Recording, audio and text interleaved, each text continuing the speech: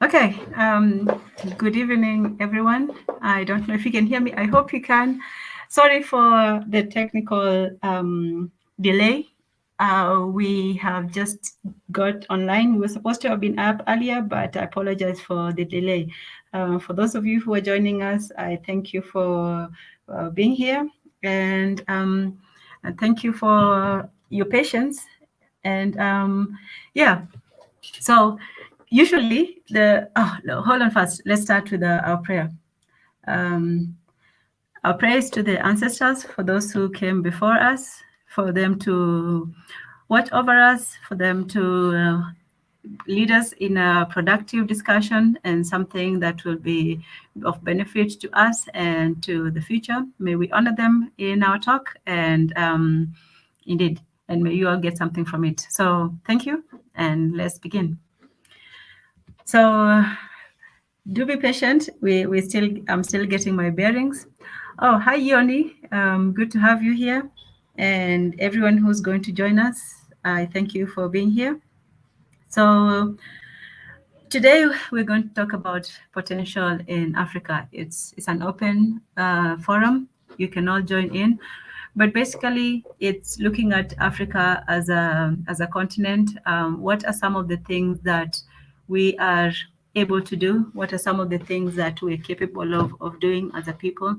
Because a lot of the time you hear the problems that we as Africans have, the things that we can't do, and so on.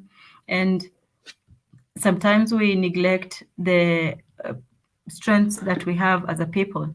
So what are some of those strengths? We know, for example, that we have a lot of land in Africa. We know that we have a lot of human resources in terms of the people, in terms of population. Africa has the youngest population in the world, some of the youngest population. There's like more than 50% of the population in Africa is under 25 years of age. So that's one great big resource that we have as a group, that we have the ideas that young people bring to the table. We have that refreshing viewpoint, people who can see things in a new light, people who can imagine, the world as, we have not seen it before. Sometimes people who have experienced something, they may not be familiar with the new ways. For example, technology, young people, they're better able to grasp the new changes in the digital market, in currencies, in markets, and so on. So that's one thing that we do have as a people, that we have young people who are able to see far beyond what we're used to. So I think that's a great resource that we have to keep in mind. The second thing is the resource of land. While there's not a lot of money to be made in agriculture, in tilling the land, and so on, and young people, unfortunately, they're leaving the countryside, to go to the city. A lot of the times they are overlooking that great, resource, because the rest of the world right now is struggling to feed itself. And the world is struggling to find new ways to make things more accessible. The world is finding new ways to make things more productive. So I think that the youth and people who are able to to get on the new platforms or the new idea train, they are able to lead the world in a better place. So, well, before I continue, let me go ahead and copy the link. So if anybody wants to join in, what are some of your ideas for making Africa a better place? What are some of the ways that we can make it, better for our people? So that's one of the things to consider, that what can we do as people to start making Africa a potential. Potential is the exchange of kinetic energy into something. Kinetic potential is something that you still have in hand. It's like a bird in hand versus throwing it and hitting the bird in the bush. The stone versus the bird. So the stone in your hand, that's still potential. You still have that power to do something with it. So when you translate it into kinetic energy, is you throwing it and hitting that bird in the bush. So what can we do with what potential do we have right now? What gifts, what talents, what resources do we have as a people that we can use to hit that future bird so we can make our continent better? So these are the things that we can think about as a people. Oh, welcome, Mika. Oh, okay. I saw you there for a second. Maybe I was imagining, but you're all more than welcome to come in. Oh, there you are again. How are you? Hey, Tanzan, I'm good. I'm good. It's good to see you. Taking over the session. I know you. Trying. I know you had a lot of troubles at the beginning. Uh, that's the part of the work sometimes. Yes, yes. Yeah. Thank you for joining. It's always good to have somebody to speak to, rather than just talking to myself. But thank you so much for joining. And the way Big E was here last week trying to cover for me and feeling Mm, like, oh man, I can't do this. This is the mm. same way I'm feeling like Professor Beneza should be doing this because he knows how to do it so much better than me. For me, I just go off, but he comes prepared. Like the last time he had, the whole presentation and he had like a guest. Yeah. Yeah. So, Mm. I respect when you try to step into someone's shoes, that's when you really respect the work that they have to work. That's true. That's true. Yeah, I completely understand that. It's not really easy. It's not really easy. But I know you got this. I'll try my best. I'll try my best. But Yeah. I was talking about the potential of Africa, and I Mm, mentioned especially the young people. And earlier, I was on the Swahili stream with yeah. young students Mm, in Tanzania, and even though not everybody can understand it, I wish that you join Paul in his show that comes before this one, so you can learn a little Swahili. We all struggle with it, but believe me, it's worth the effort to learn. If there's any way you can improve your Swahili or just learn a little bit enough, it would be great because I think it would also start the dialogue, with the people on the continent. So, but we were talking about the young people, and they were talking about some of the struggles that they face. As young people, they're going to school. They might not have, be where they want to be financially. They may not have the opportunities they want for in life, but I think the one thing that I always want to remind them is they still have that drive. They still have that, that energy, that mentality, that drive to do more, and that freshness of ideas. That's not something that, we can take for granted. The fact that somebody is still in a position to look at something and create something out of it, that's the privilege of the young. It's something that they shouldn't just think that, oh, I'm still young, I don't know. No, you are young, but you can create. So, yeah, that's one potential for Africa. mm. Mika? Brilliant, beautiful. Yeah. I mean, you said so well. There's nothing else I can add there, but I think there's just one thing, one quote I love. One really brilliant people said this before, and that was me. I said that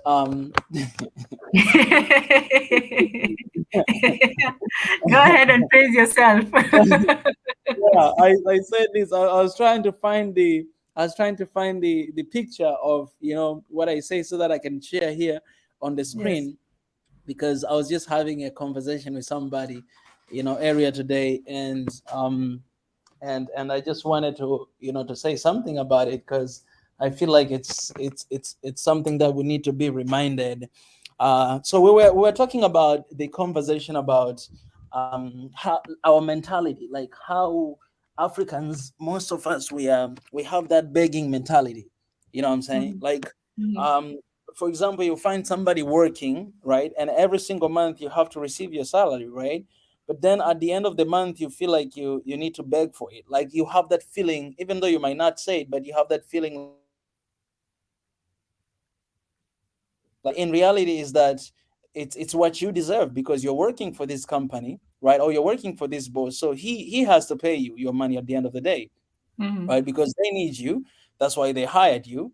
but most of time, they make you feel like you need them, right? Yes, we need Yes. each other, both of us, but Mm-hmm. without the worker, you cannot have the company. So the employee base need you for you to be there, right? But most of the time we have this begging mentality, and it happens even in the leadership. You see that our leaders, they're always begging for something from someone Mm-hmm. else because they believe that I don't know even what they believe.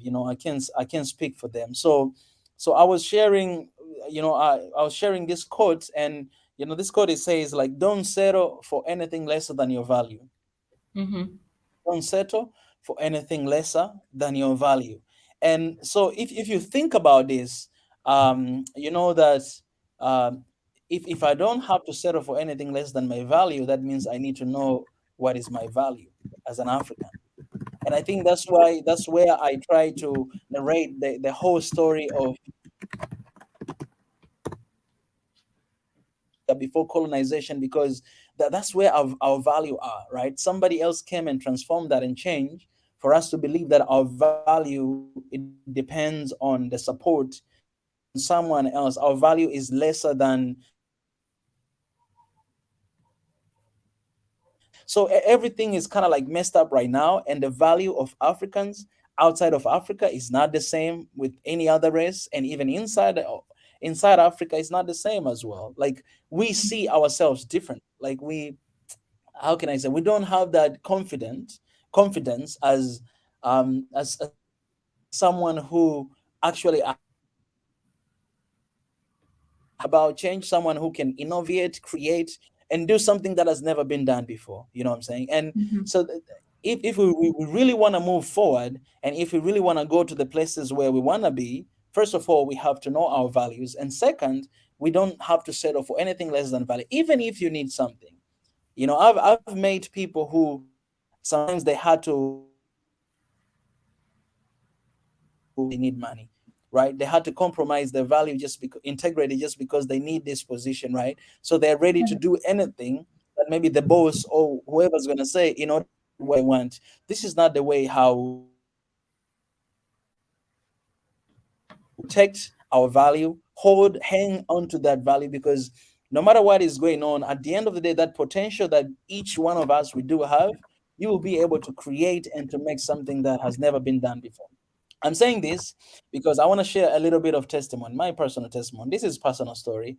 Um, Mm-hmm. if you will allow me to share a little bit. Yeah, go Um, ahead. I was in a company and I was working there, for quite some time. And I think some of people, they know this story that, in every single month, I was receiving like, like not less than $3,000, right? Every single month I get that. And also we have business trip to different cities, right? We have some bonuses, right? I was just living a life, right? I had all this insurance. I had visa, working visa. Like, my life was just very comfortable while I was outside of Africa. I worked there, for like 9 months, and then later on I decided to quit. The vision of the company was amazing, people amazing, and boss brought me there to build a team. I was just the only one, but I built a team of like 30 different people, right? Mm-hmm. Until the time that I was leaving, I left a strong team, and then I just walk away just because of one reason. The boss that I was working with, I would Mm-hmm. like to say that he was kind of psychopath, right? He was a guy that, yeah, at the beginning of the month, like first 3 months, he was just amazing, right? He Mm-hmm. was just great. He was just whatever. But later on, something changed in him. He was going through some personal stuff, so he didn't care about anything. He was always just Mm-hmm. very abusive when it comes to language. He didn't Mm-hmm. respect, and he made me feel like he's supporting me and helping me for the work that I'm doing. I was Mm-hmm. working my ass off every single day to make sure that this company is on the map, right? And him, every time at the end of the month, I feel like I Mm-hmm. need to beg for my salary for the work I was doing, and I Wow. deserve to get it. So it Right. didn't feel right.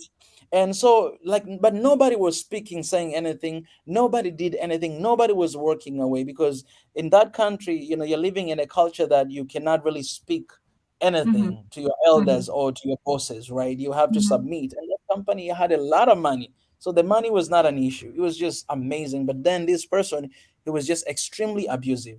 So later on, I decided after 9 months, I was like, you know what? I'm going to walk away. I didn't have a plan B. I didn't have a thing.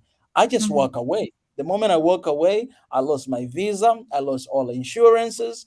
I Mhm. started like I was all the way at the top, but I became all of a sudden, like after a couple of months, I was at the bottom, right? Wow. I was living in Mhm. this house, for 5 months. I couldn't pay the rent, and the landlord, she was like, you know what, you need to get out of my house because you haven't paid for 5 months. You need to leave. The Mhm. life changed, and every single day, imagine I was living with my best friend every single day for 2 years, Tanzan, for 2 years. Wow. For 2 years, I couldn't, like, I didn't have money. I lost visa, Mhm. right? And so I was having Mhm. this one like final visa for 2 years, right? And then Mhm. so we didn't have even money for food, so we're eating like noodles every single day for the lunch and dinner. Every Mhm. single day, Wow. noodles for 2 years. For 2 years, it was extremely bad. That was the time that I lost weight. If you guys, you go back, you can see the YouTube channel, because after I walked away, that's when I started Swahili Nation, right? If you guys, you go Wow. back to very early time, you'll see that, I was very thin. I was like, but you always see, my smile on the face, because I was just excited, because I was working for my passion. I was just so happy that I got out of this place, but I didn't have anything, a thing, not even a single dollar. I didn't have that. So sometimes we survive because some people, from our community, from the church, they'll give you something. They'll give you a little bit of money that, hey, get yourself some food or do some this. So that's how I was living. But again, I didn't beg for anything. And it just happened like that for 2 years. And at the same time, that was the time that I was building Swahili Nation, right? Swahili Nation, and then later on we started with One Africa Forum, building that. Still, Mhm. the life was crazy, like insane. But Mhm. what I'm saying, why I'm sharing this because just in little I'm sharing this because sometimes it's very easy to compromise yourself, just because Mhm. when you look at the reality, you see that like everything is against you. You don't see your life after this job, right? You don't see your life after this relationship.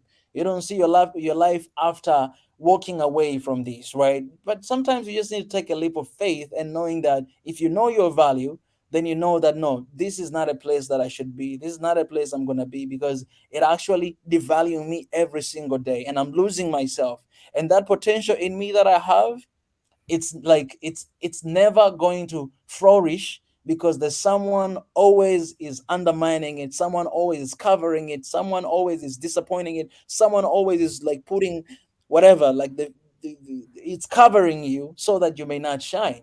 But you are the only Mhm. one that you can shine. You Mhm. have to understand your value. You have to not to settle anything less than your value. If there's a risk to take, you gotta take those risks. If there's a some whatever disappointment they're gonna come along the way, you gotta do that. If you're gonna be like me, you're eating noodles every day, you're gonna need to go through that journey. Am I there already? No, I'm not there. I'm actually far away from there. But what I'm grateful for is that right now I get to do what I love for the people I love. I get to fight for my people. And I have amazing people like you, Tanzan, who are standing with me fighting for the value of our people, because we understand the value of our African people, and we want to protect that. And we want to let everybody know and stand with their potential and make sure that we change this continent for good and change our people. That's what I can say for now. Yeah, man, I can't even follow from that. But just to summarize or to reiterate what you said, you have to know your value first and foremost. You have to know yourself. You can't let somebody else, tell you what your value is. Just like we Africans, for a long time, people we have let other people define who we are, tell us, what we're worth, tell us what to do. But it's time that we looked in ourselves and said this is who we are, and this is what we want, and this is what we're going to do. So you're right. Sometimes you don't see your potential. Sometimes you might want to say, oh well, this is all I have and this is all I'll have. And I think that also goes to that begging mentality, because when you beg, you're admitting that you can't get anything more, that you have reached the end of your rope, and now all you can do is ask. Asking is just talking, but when you beg, you're saying that there's nothing you can do. You can only say, hey, help me. But if you're somebody that still has, life in their body, somebody who still has brains in their head, you're not supposed to just beg. You're supposed to go use what you have to go get what you need. So that's the potential, knowing that even though you might not know it at the time, you have value, you have things that you can do. You don't have to be stuck where you are. And even if sometimes you have to stick it out and eat noodles for 2 years. Wow, I don't know how you made it. Because you still have to say that your value is still more important, than just Mhm. compromising, than just saying that, oh, well, this is all I have and I have to accept it, especially when you know that you have put in the best that you can. If you're just lazy and you don't do anything, then whatever somebody gives you is whatever you'll accept. That's the begging Mm. mentality, that you're just going to stick your hand and whatever somebody puts in it, that's it. But when you work for something, when you put your money, when you put your time, when you put your effort, when you know that you have Mm. done a good job, and then somebody still comes and tries to shortchange you, or somebody still wants you to beg, then you're not going to beg. You'll have that pride that says, no, I'm not getting Mm. this for free. I actually worked for it, so you need to give me what I deserve, what I'm worth. That's your value. So exactly, your story was very powerful, because you knew that you had that potential, that even though at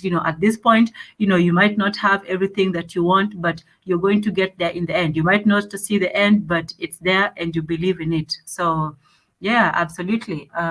That's a lesson that we all need to learn, because a lot of the times it's that fear of being wrong, of losing everything, but also you have to remember that even losing your self-worth, that's losing something. Losing your pride, that's losing something. It's not always in monetary value. You might lose your job, you might lose maybe Mm. your relationship, you might lose a lot in life, but guess what, you still have that feeling. You might get everything you want, but then you lose your value, you lose your self-worth. There are people who have a lot of money and yet they're not happy, because they compromised far more than they should have. They stayed too long at a job when they knew that they should leave. They stayed too long in a relationship they knew what's not good for them. They stayed too long in a situation that, or sometimes even in a career that they knew was not good for them, but they just stuck it out because they said, well, I'm afraid of losing. I'm afraid of trying something else. So sometimes people even stay in the same area. That's what I was telling the young people earlier. Oh, hey, Marie Antoinette.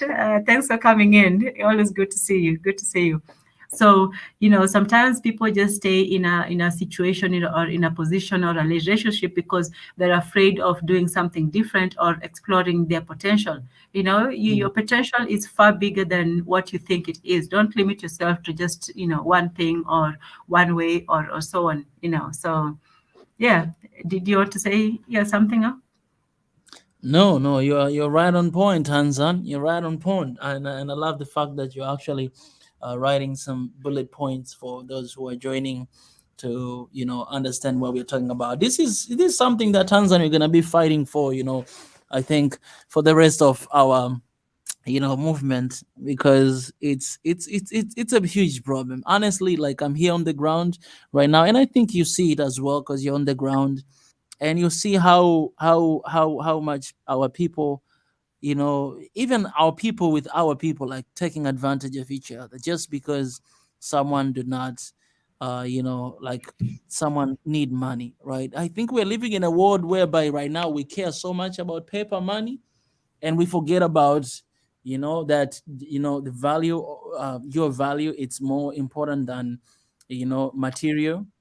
We're living in the very materialistic world right now, right? It matters, like, what kind of car you're driving, where do you live, what kind of street you're living, right? And what do you have, like, in your bank account and all those stuff. So, like, everything we're doing is to search for that, right? So you find that people are willing to even give up part of themselves just to find that, because there's a sense of feeling that my value depends on this. It depends on how much money I have and what I own and who is with me. That's my value depend on that. But I would say this, that your value is is you. right? Like take everything away, take money, take car, take whatever, everything, take it everything away, and like, what do you have? If today everything is taken away from you, what are you gonna be left with? Right? I asked myself this before when I was in Korea. I asked myself this, that I was always a leader, right? When I was there, always, like for 9 years, I was always a leader. But what helped me to, to stay humble and true to myself, I ask myself every day that, so who am I without leadership? Because people, they always saw me as a leader, right? I'm always like organizing, always doing this and that. But I had to ask myself, who am I without leadership? If I was going to church, and let's say I'm a leader of the church, I had to ask myself that, what if today this leadership is taken away from me? Who am I gonna be? Right? If today I'm no longer leading whatever, Swahili Nation, or One Africa, then who am I? Right? Your value, it's not about what you have or what has been given to you, but it's you, it's within you, right? And you can't compromise that with anything, because it like, it's not, you cannot like relate it to anything. Like, it's just, it's you. Like, I don't know how to explain this. Like, it's um um I understand. It's like hmm, saying everything. Who are you after everything is taken from you? You know what? yeah.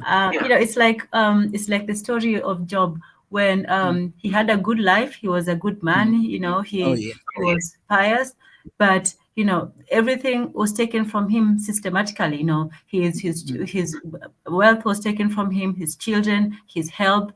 Everything was taken from him. So at the mm, the, the last moment, even his peace of mind.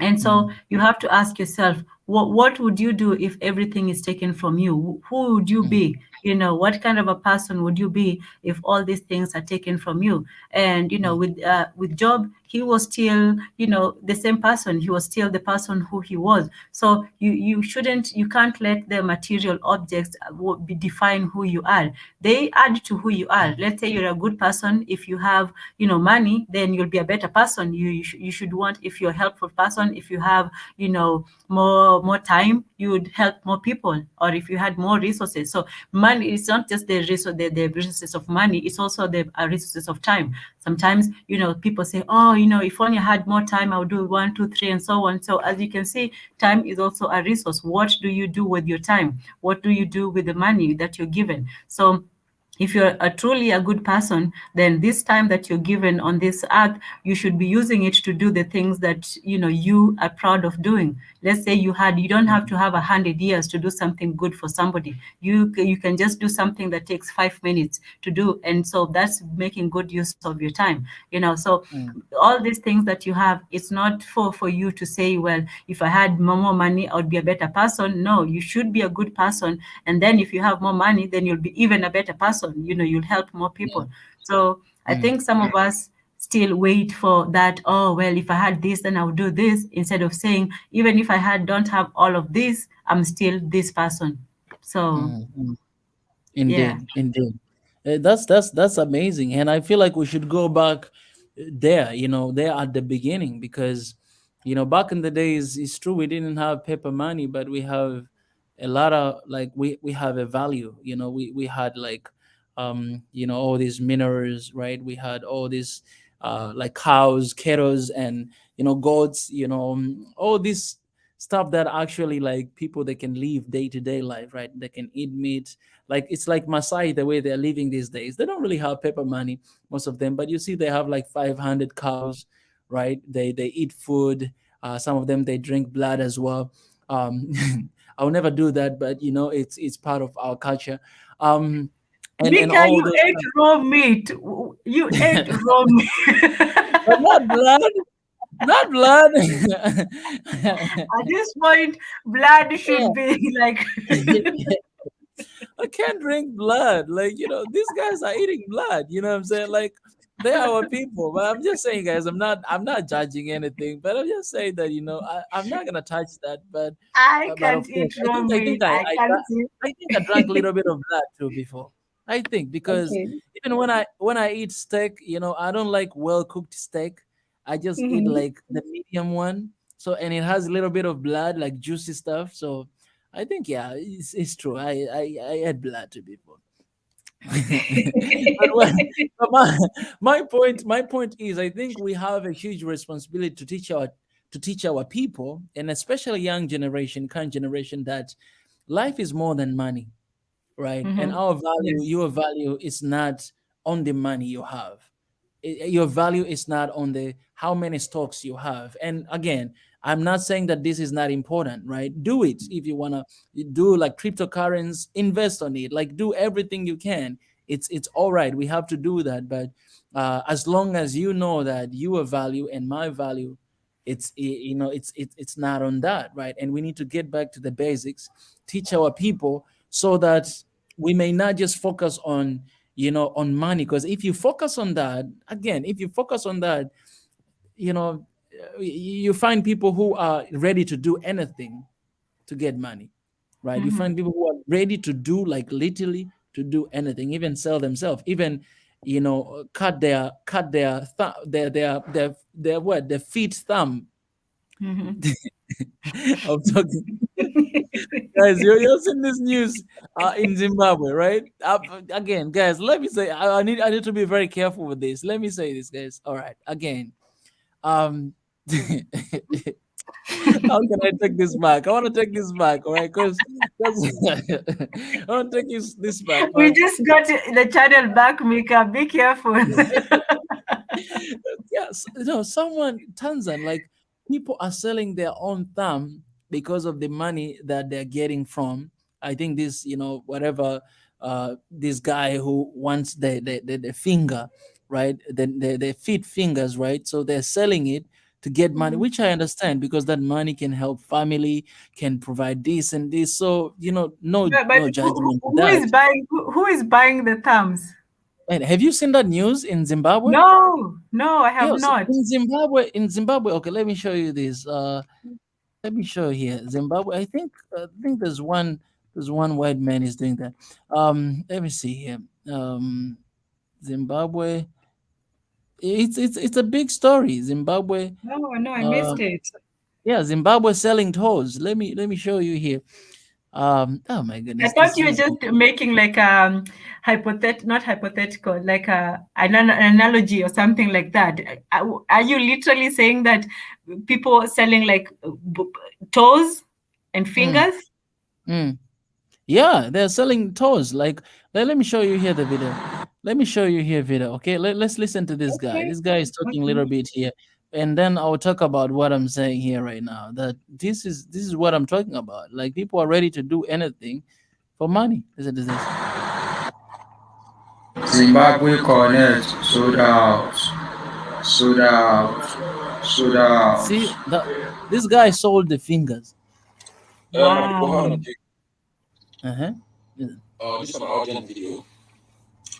If I not talk put, I'll be a bad influencer. If I not tell how this up, that means I'm not a good influencer.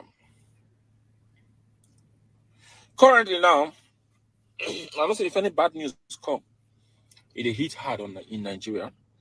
And now, just yesterday, I just scrolled through my message request, and I saw a message of a guy where he messaged me say, Desi, please, do Nigerians need visa to go to Zimbabwe? What does it cost to get to Zimbabwe? I asked him, what are you going there to do? He said, boss, I am I'm suffering, boss, I'm suffering. He's in Akure. He says he's suffering, boss, I'm suffering. And then that he wants to go and cut his feet in Zimbabwe. He has been asking around where they are doing it in Nigeria, but he has not gotten a sure link in Nigeria, basically. So you want to go to Zimbabwe? Okay, now I want to ask you now one quick question, because everybody not interested in this particular deal we just come now. But I don't ask myself, the people where they buy these feet, this your toe, what's the reason they do? They are buying it in Zimbabwe badly for $40,000. What do you think they are using these feet for? That's one thing you ask yourself. My brothers and my sisters, don't fall for this shit. Any information when I bring come this page, Nashola, 40,000 is an exchange for your life. Now, let me put it this way for you. If you cut your feet for them, they are doing ritual with it. It's like a point of contact to you. You must die before 6 months. You know, so now when people never they die, they say, I say, oh, national business, national. But no, not even they think, I say, what do they want is your finger, you're good to do. Okay, if they need fingers, and a finger, another finger, and they need. Another two. Why don't I go mortuary, go cut those babies that already die? Because they need those who are alive. All right, let me stop here. I Wow. don't want to get another strike. I'll get No, no, another no. strike. Wow. That is But shocking.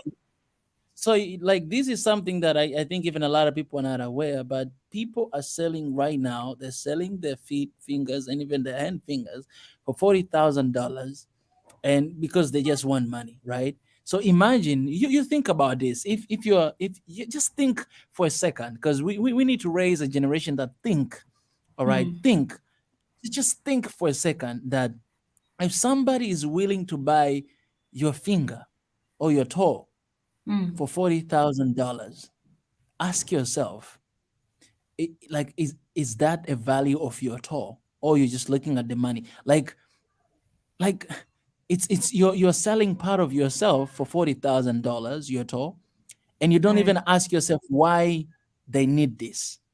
Because obviously nobody is in the business of like getting lost. No, there's right, something that they're doing with it that we have no idea, and you're selling it. I don't care who is buying it, whether it's African or whatever. I don't care about that. But I just wanted to show this to pinpoint the point that I said don't compromise your value, because you have a higher value, and $40,000 you can work.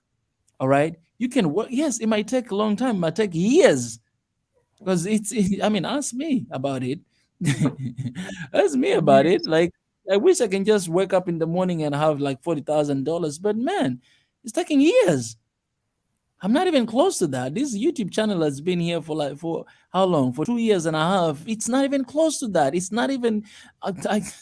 It's I I don't even want to say, but it's we take a lot of time. We are willing to take shortcuts, to mm, compromise our value, mhm, to look down on ourselves, to think that we don't have potential, but we do harm to ourselves like this without knowing that we are selling part of ourselves, and we are compromising our value, the value that God has given us, that we need to cherish, and we can do anything with it to get anything at any time in God's time. You know what I'm saying? mhm. I'm shocked Yeah. that you're seeing this for the first time, because it has been trending the whole week. Wow, no, this is the first I've seen of it. I'm not on any of the socials. I'm only on YouTube, so I don't get I hear a lot of stuff. And I've been traveling up and down, so I'm just getting my bearings right. But no, I didn't Yes. know anything about this. This is quite shocking to me. Wow, Mhm. So, but you're right. People want shortcuts. People want, if, and they say, everybody has a price. Everybody has a price, on their morals, on their values, even on their toes, on the actual physical parts. Wow. Mhm. Man, yeah, I'm a bit speechless because I didn't know that this was going on or could go on or why it would go on. Why I'm just baffled more than anything. Like, if somebody came to me and said, hey, if you cut this off, like, what pleasure or what benefit? It would just seem too weird. It would seem too weird to me.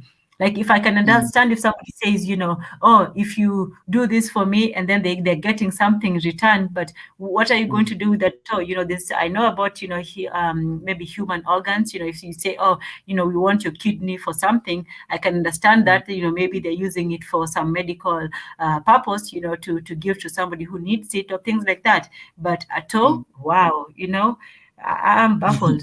I'm really baffled. But like That's you the said, world we're living in. Imagine, is this something that any other race will do that? Just think about that. This is something that yeah, like you'll find like white people doing that, or even Asian doing that. It's like it's Africa. We have a big problem, and I think we all the time we blame, about poverty and everything, that how am I supposed to live? But man, like there's a ways out, all right? Like there's a way to hustle, there's a way to struggle, and life is not easy. If life was easy, like everybody would make it, we we we need, like, I really don't know, Tanzan, but it's I just hope that our people, will wake up and will know that, man, like, for me, I would rather, like I'm telling you, Tanzania, I told you my story for 2 years. And Mhm. those time I was receiving offers. Those offers were coming to me. Even when I was leaving, walking away, coming back home, I got offers that come and work with us. I walked away. I walked Mhm. away from those offers because I can either stay there and make money, or I can either come back home and, work for my people, and and not receiving money. What am I gonna take? And I need to leave. So it's very hard, decision to make at the end of the day. It's not easy to make that decision, but it really depends on how much you understand, your value, and what do you want to do with it, and the compromise, or just, yeah. Look, Tons of. look, Mika, I guess it's not just me who didn't know about the feet thing because the only in the chat, she's also asking, so people sell their toes? Yeah, the only, Yeah, I didn't know either. This is also news to yeah. me. Zimbabwe for $40,000. So some people, they're going to Zimbabwe too to sell that, because they want a $40,000. Yeah, yeah. So you are as baffled as I am, and you're as surprised at the news as I am. I'm just learning about it. So, we're talking I didn't about. even I didn't even Mhm. want to share it in Swahili Nation. I just saw the news and I was like, what kind of Yeah, nonsense is yeah. this? Some of that stuff is just too weird. Like, Yeah. yeah, we don't know. I can't give you an answer. I can't even tell you why somebody would sell, let alone buy, what kind of transaction, what kind of negotiations that goes into. Like, you know what? It's just weird. Basically, we talk about potential in Africa. This is how we got to the feed that you have to know your value. And Mika, said a very important thing. Your value is greater than monetary value. When they say everybody has a price, well, you should still have a price that your value, that you have valueless price, that there's something that no matter how much somebody offers you, that you won't sell, that you won't compromise, whatever it is. If somebody tells you, you can work for a price, that's all good and well. But if somebody tells you something that goes against what you believe, what you feel, what is in your spirit, there has to be, you have to have a standard. You have to have you have to have some principle, something that you will say, no, even if I'm offered all the money in the world, this is something I'm not willing to do, because you have to have that value in yourself, that you know that you can't be bought for any price. Because if you're bought, that means that you're a slave. That's what you can sell yourself. So this is you making yourself into a slave. So no, you have to know that money is good, and we're not saying that you shouldn't go out and make money. We all need to make money to live, but there is some things that you cannot do just to make money. There are some things that you can say, well, no, I want the money, but I won't do that. There, you have to have some way that you can say that here and no further. So, so Mika, you will have to constantly go and explain this whole toast thing. You brought it in. Now Samira is asking about it as well. Greetings, Samira. Okay, Mika, you want to go over the toast story again? Mika? Oh man, I'm recording myself. Okay, so Samira, in short, Yes, while we Tanzan, wait. you're on your own. No. I just You're I here just I too. just left my picture here to encourage you for some time. Uh, So to feel like you have somebody. Of course, you always have someone. wow. So Samira, in short, apparently there are people who are putting value to one's toes. So they're buying. I think it was in Zimbabwe. Yeah, they were in Zimbabwe buying people's toes for a certain amount of money. So once again, we were saying, we're talking about the potential in Africa. What power, what gifts, what resources do we have as a people, to achieve what we want? And the first thing that we said is this: you have to know your value as a person. You have to know your value individually. You have to know your value in the society, and you have to have some standard of what you're willing to do and what you're not willing to do. And Mika shared his story about a particular job that he was doing, that he had to go and ask for money that he had worked for. And you shouldn't have to beg. This begging mentality, where begging is simply saying that you have no other option, you have no other action to take, that all you can do is just offer your hand for whatever somebody gives you, you're going to accept it. So when you have that pride within yourself, you're willing to accept less, but you're not willing to compromise your value. You know what your value is as a person. You know that if you work for something, you deserve to be paid. It's not saying that you're going to work for free. If you know that you truly deserved, a certain compensation, you know that you did a good job, and you know within your heart that you did what was necessary for you, you shouldn't have to beg to be paid. But if you know that you have nothing, that you have your value is nothing, then you'll just accept whatever somebody gives you. If they give you, nothing, that's all you'll accept. If they give you mud, if they don't give you anything at all, you'll say, well, that's all I'm worth, and that's all you'll get. So the first thing is knowing what your value is, knowing what our value is as African people. What do we have? We shouldn't always say that, oh, we're poor, we don't have this, we don't have that. Yeah, we might not have one thing, in particular, but we have a lot of things that, we don't even acknowledge. For one, we have the strength and the wisdom and the of our ancestors. We have, that knowledge that was passed down to us. We have the youthfulness of our generation, our population. Our population is full of young people. Young people have ideas. Young people are better able to meet the modern times, and they can look further and go further than we give them credit for. So let's not always focus on, oh, what we don't have, what we don't have. What do we have? And instilling that value within our people also prevents us from falling for, the first person that comes with some change. If somebody comes and says, well, I'll give you money to do this, if you know that you can work hard to get money, not, it might not be as much, it might be as quick, but if you know that you have what it takes for you to get to where you're going, you're not going to compromise yourself. And that's one thing that we talked about too. The whole tour situation is people who compromise their physical integrity so that they can have, some quick money. So they're compromising a part of their body. They're giving up what they were given by nature, by God, and just to get some money. So you don't know what that person is doing with it, but guess what you're losing? You're not just losing your toe, you're losing your pride, you're losing your honor and your dignity as a human being, and you're throwing away what was given to you by your parents, your ancestors, and your creator. So this is not just about losing a toe or, gaining some money. You're actually losing much more than you realize. And we don't even know what think they're doing behind the scenes, but for you, you're losing more than just a toe. So, yeah. Mika? No, it's not toe modeling. You're not modeling. They're actually cutting your toe off. They are cutting your toe off, physically separating your toe from the rest of your feet and your body. So it's not a trivial thing. It's not just somebody, doing weird things with their body. No, you're actually cutting off a part of your body.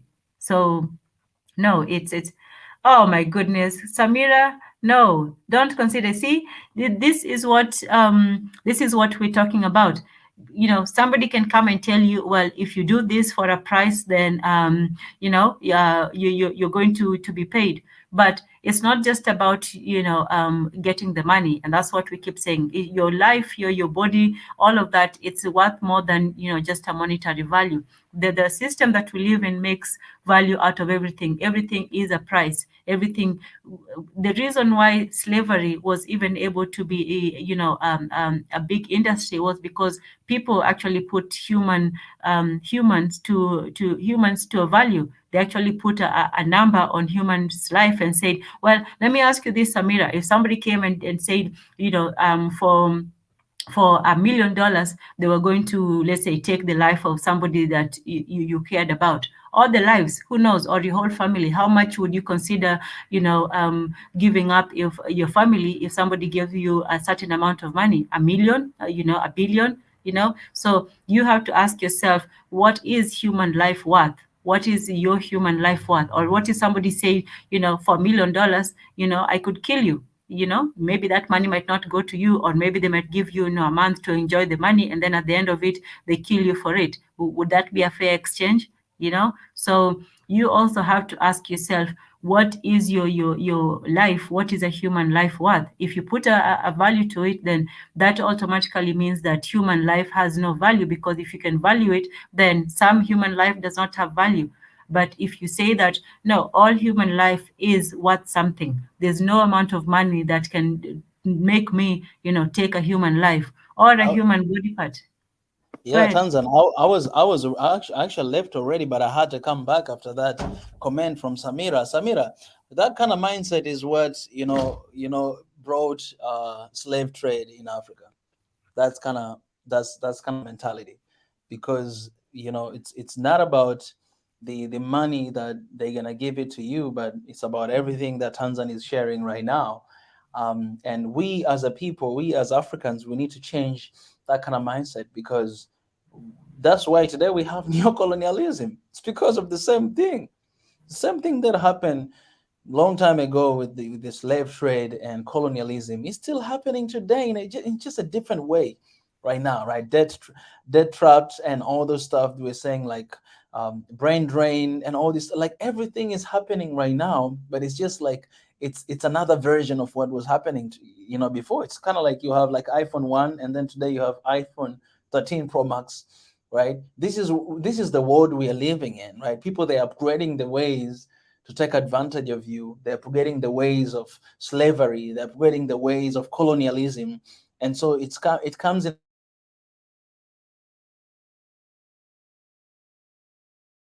as people. Some of our people, they sold our people away because of money, because of the same thing, right? And so if I can sell myself away because of money, because this is what brought Africa where we are today. And if we're still thinking this way, then we are not changing ourselves. And if we're not changing ourselves, we're not changing Africa. And we're in trouble. We're in big trouble. Like, I'm afraid. I mean, you might be asking that question just as a joke, but this is something not really to joke about. You know what I'm saying? And that's why I didn't even want to talk about this, um because I didn't want to promote this, because just talking about it, I feel like I'm promoting it, right? No, And Mika, that's why I actually, no, I'm, think I'm glad you did. Let me tell you why. Because sometimes we don't really see something as what it means, because just like the person and Samira, if you're kidding, okay, sorry, sometimes the joke doesn't get through, but I hoped you are, because I think most people who listen to Swahili Nation are more mature than that. So yeah, I hope you are kidding, and if you are, I'm glad you get the point. So the point is this, that it's not, it doesn't just start with your toe. It doesn't start or end there. These things, people did not just, slavery did not just start overnight. It didn't just somebody coming and saying, oh, I want to buy a bunch of people. No, it started very slowly. So somebody says, oh, maybe just let me have somebody, for a price. It's okay, it's just one person and so on. And then somebody said, well, I don't care about this person anyway, or this person is, a burden to me, or so on, and so let them go. And then they say, okay, well, they come back the next day, well, how about this other person, and so on and so forth, until it comes to your house. So when it comes to your house, now they are like, okay, we need you to sell your child, we need you to sell your wife. And then at that point you're like, oh no, not my wife, not my children, not my, and so on. So things don't just happen one time, they come progressively. So let's say it starts with a toe. They figure, okay, well, you'll accept this money for a toe. And then the next time they come, how about, half your leg? How about, your arm? They'll chop you into pieces bit by bit until you're left with nothing. So it's not always just, it might be a small thing. And that's also how people who, predators or people who come exploiting people, they don't just come, showing their true face. They test you. Everybody, they test you a little bit and see how much you can take, even in relationship. Somebody who is not just going to, become, a horrible girlfriend or boyfriend overnight. They're going to start with small things. If it's a woman, she might start, emotionally manipulating you a little bit, or lying, or doing these things, behind your back and so on, and you might not even realize it, or you might think, oh, that's not a big thing, and sometimes it's not. But when it keeps going, it will keep going, it will keep going until eventually it becomes something bigger than you thought. You might have an argument and somebody does something to you, and you let it go, the more you let go, the more you let go of your value. And the more they see that, oh, okay, you don't value yourself, then I'll take even more advantage of you. But if you show them from the beginning that I know my value, I know what I'm worth, it doesn't matter how much you give me, it doesn't matter how much you offer, this is who I am. There are things I'm willing to work for, and there are things I'm not willing to accept. So, yeah, when we talk about potential, knowing your value is also knowing your potential. It's because when you know your value, you know what you're capable of, you know what your talents, your gifts, you know what you can do as a person if everything is taken from you. So if something is taken from you, you don't fear that, now you don't have a choice. Now you have to go, sell yourself or sell your values to get what you want. Even if you don't have anything in the world, if you're just left with a shirt on your back, having that belief in yourself that you can still work and scratch away all the way to the top or out of that situation that you're in, or that things will change in the future. That belief and faith itself, that is enough sometimes to guard you from compromising yourself. Because when you compromise yourself, you might get the money, yeah, but you're never going to get that feeling of pride, that feeling of honor and nobility of somebody who actually worked and gave all their worth to get to where they're going. That you're never going to get it. You can be a millionaire, but if you did something, dirty, something to compromise your conscience, that feeling is always going to be there. Somebody doesn't have to accuse you to your face. Somebody doesn't have to know what you did, but you yourself will know, and it will be very difficult to live with yourself after that. So, yeah. And so, yeah, the evil of capitalism lifestyle. Yeah, capitalism, puts a price on everything, puts a price on your happiness, on your emotions, on your life, on your labor, on your work, on your leisure. Everything that we used to do for free now comes at a price. Things that we used to just do, just be happy, you go walk around, fresh air, fresh water, fresh food. Nowadays, all that stuff comes at a price. There's no more, even nature. You sometimes you even have to pay to go see trees and forests and things like that, things that we just used to enjoy for free because nature gave it for free. But in the capital lifestyle, everything has to have a price. Everything that we enjoy has to have a price for it, including your health and your physical integrity. So, yeah, Mika, do you want to add to that? Mika? Okay, you left us with the with your picture. And if anybody wants to come in, you're more than welcome to join us today. Well, I know we started a bit late, but you're welcome to join. And let us know that the question is, what is the potential of Africa? What do we have in our hand that we can use to get for the future? What do we have to give to the next generation of children? It's not just about us, it's what we are willing to give to the future. And we do all that to the next generation. It's not even just about us. Let's say somebody gives you something to, let's say, to give your toe or your hand. Now you can't work, but you have the money. And money that's usually not well gotten is very ill spent as well. People who, not that the lottery is bad, but people who get something for free or something that they don't work for, they usually don't really do good work, because your mentality is already warped. You're thinking of shortcuts instead of hard work, and nobody really gets there. You're also thinking of shortcuts instead of using your brain. Even if you can't use your hands, you're still able to use your brain, but even that can be bought. Look at the brain drain in Africa. That's part of the resources that we are losing as African people. We're selling our brains. In the past, slavery was selling your body.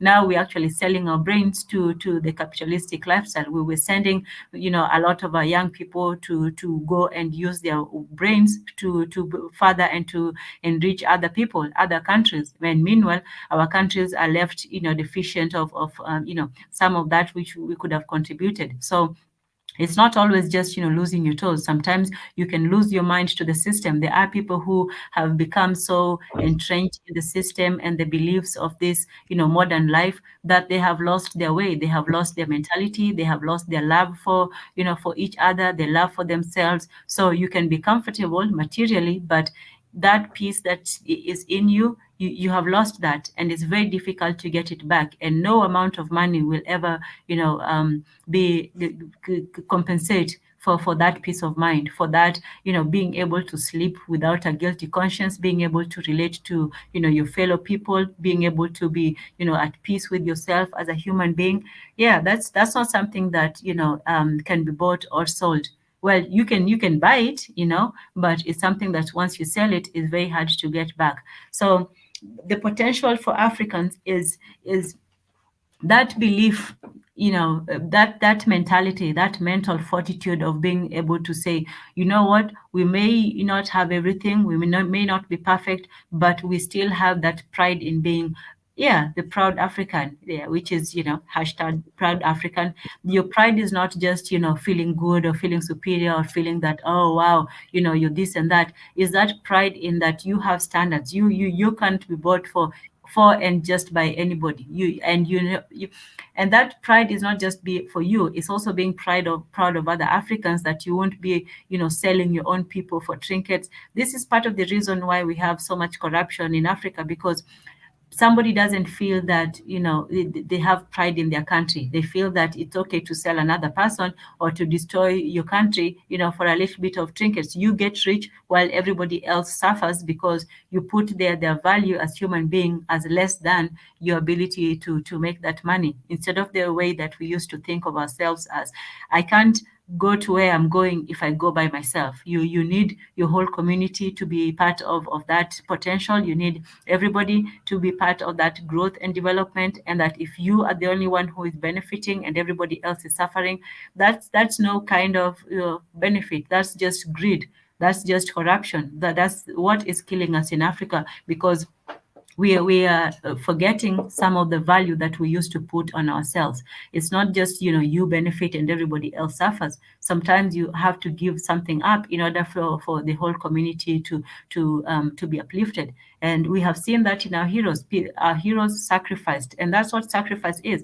Being able to look at your value is also being able to look at the value of other people and saying, well, I may not be able to get everything I want, but we are all, benefiting, or I'm not hurting other people by getting something for nothing. So our heroes and the people who really made a change in their countries. When you look at President Nyerere, the first president of Tanzania, he wasn't, he didn't live a lavish lifestyle. He could have, been like, some of the leaders who just think that being a leader or being, at the top is about making everybody else feel terrible. But he decided that if he was going to, to be progressive, the whole country had to come with him. So everybody was supposed to work hard, and everybody was supposed to uplift everybody else. So it's not one person rising at the cost of somebody else. Sometimes you have to give something up in order to benefit everybody else. And that's what means it means when we say, don't give up your value. Is not, firstly, it's not just your value. Your value is the value of other people as well. You have to look at the value of everybody else as well as yours. It's not just you looking at yourself and saying, well, I'm rich, everybody else is can fend for themselves. It's actually seeing your wealth in other people as well. For example, if you have children and you're full but your children are hungry, what kind of satisfaction is that? That's just you being full, but everybody else is hungry. That's not really being, being benefiting. Okay, we have a guest. Thank you so much. Chaltu, get at you. Yeah, Welcome to the stream. How are you doing? I'm good. I'm good. How are you doing? Good. Good to Yeah, have you. thank you. You might have the YouTube in the background. Can you see if you can switch it off? I'm getting a slight echo. Mm. Thank you so much. Chaltu, get at you. Oh, sorry. No, I think you got disconnected by mistake. Sometimes when you have both streams going on, the YouTube and the other one, they do. But feel free to come back on. You're more than welcome to come back on. Let me post the link again. Let me add a little quick to that, Tanzan. Sure. I heard you calling me back. Yeah, come back, Chatu. I always say this. This is something that I always say that life is an opportunity, Mhm. and there's no easy way in life. That's just the fact. There's no easy way in life, and people who are trying to find easy way, they always get cut. Somehow, somehow, either you can shorten your life, before, I mean, you can like be gone before your time, or do something illegal that at the end of the day you end up in prison, and a lot of people, they will suffer because of that, or some people, they will take away their lives and all those stuff. But and I don't just want to be naive talking about this, but what I'm trying to say is there's no easy way in life.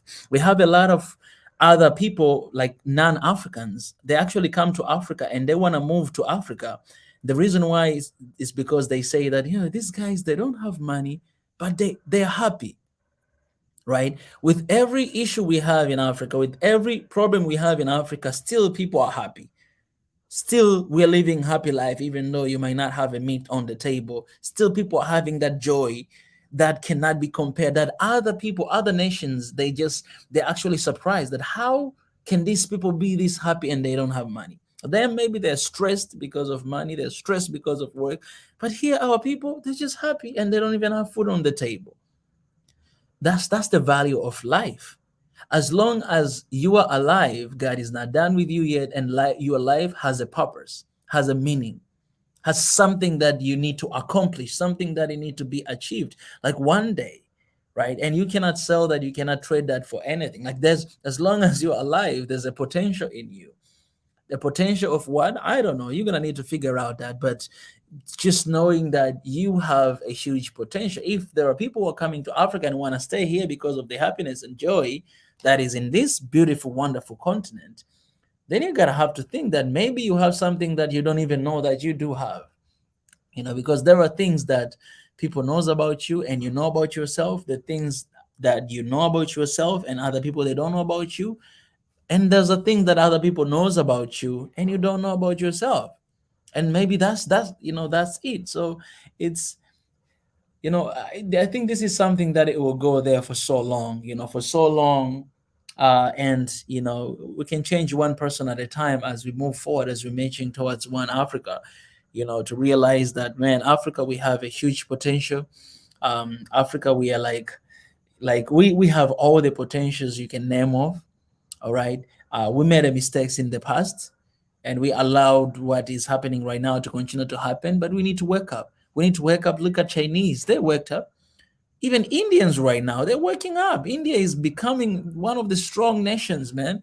China right now it is, but people, they say like in the couple years later it might be India, and then finally it might be Africa. But we can change that. We can change that and transform everything, because we have so much potential and we have everything that you could ever think of. But I think the first thing that we always need to remind ourselves is us, like your value and your life. You are alive, man. There's no easy way in life. You're gonna hustle, you're gonna struggle. That's how it's supposed to be. All these billionaires, all these people with a lot of money, whatever that they're owning, they didn't just own over a day. All right, they work hard. They went through hell to be where they are. And if I want to change my life, I got to change the way I think. I got to change the way that I'm going to, use, I need to use the potential that I have in me to actually achieve something. I need to create. I need to innovate. I need to collaborate. I need to think.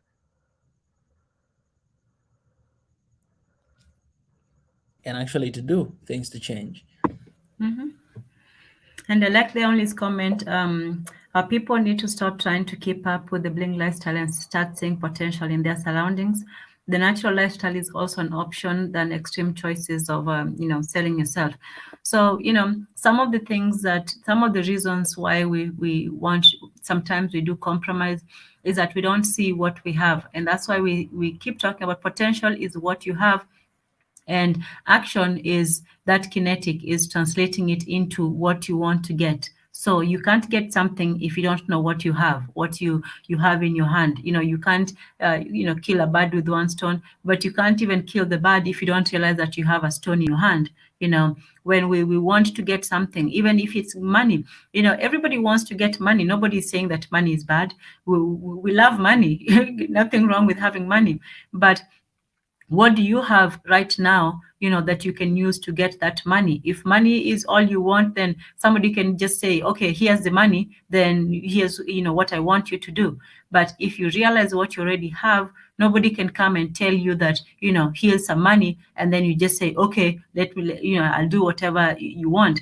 You're supposed to say, I'll do whatever it takes. I'll do whatever it takes to get the money, not what somebody else wants me to do to get that money. So you have to make your terms, and you have to set your own standards, because two people might want the same thing. Two people might want the money, but somebody is willing to compromise and somebody is willing to work hard for it. So, you have to know your potential, what you have, so that you can get what you want. Otherwise, if you don't have what you want, which is your potential, then you're going to compromise because you don't really see your value. Anybody can just, name a price and you'll do it. So we have to know our potential as Africans. What do we have? And a lot of the times, we especially when talking about Africa, we only talk about what we don't have, what we don't have. Well, what you don't have, that's a fantasy, that's imagination, that's, wasting your time on things that don't exist. Look at what you have first and foremost. Even if it's not money, what do we have as African people? And Mika, you said it very well. We have that peace of mind. We have that value for human life. We have that, happiness that does not come, just from money. Of course, not having money is going to make you sad, but you can be happy even if you don't have money. And then when you do have that money, you'll even be happier. If you're not a happy person, no amount of money will make you happy. And that's a promise. If you're not a good person, no amount of money will make you a good person. If you're not somebody who, is social or likes people, money won't change you. Money will just bring out what you already have inside you. So money is not a potential. What you have as a person without money, that's the potential. That's what you have when you have nothing else. When you're left, without anything, and you have to scratch your way out of it, that's when you really find out what you're made of. Your character shows itself when all the other things are stripped from it. That's when you really find out what kind of a person that you are. And then when you get what you want, then you can build on that. Then you can be even bigger and better with what you have. If you give a good person money, they're going to make other people, benefit as well. If you give a bad person money, they're just going to enrich themselves and make other people, suffer. So you have to know yourself, who you are, what you have, before you even get to where you're going. Don't think that getting there will go magically transform you into somebody that you're not. So yeah, we have to see the potential in our surroundings, in our culture, in our heritage, in who we are. So that, and the value is not just for money, just like your value is not just about money, our future is not also just about the money. The future that we want for our children and our grandchildren and those who come after us, they're not going to just say, oh, well, these people made money. We're also supposed to make the world a better place. We're supposed to improve. We're supposed to innovate. We're supposed to bring new things, not just consume, because that's what begging is. There are two kinds of consumers: the one that doesn't bring anything, and the one who brings it and then uses it up wastefully. So the beggar doesn't bring anything, but he still wants to eat. He still has his hand out there, asking, but he's not doing anything. And then in the West, consumers, they work, but at the same time, all they do is eat. So all of these people are not really adding much to the world. The people who work hard and eat, that's all they do. The people who don't work and eat, those are the ones who are called beggars. So don't be a beggar and don't be just a consumer. You're a human. You're given the ability to create, to produce, to innovate, to bring new things to what the world is, because you didn't just get here. Some people had to improve this world for you to even be where you are today. So you also have a responsibility to do the same for the next generation.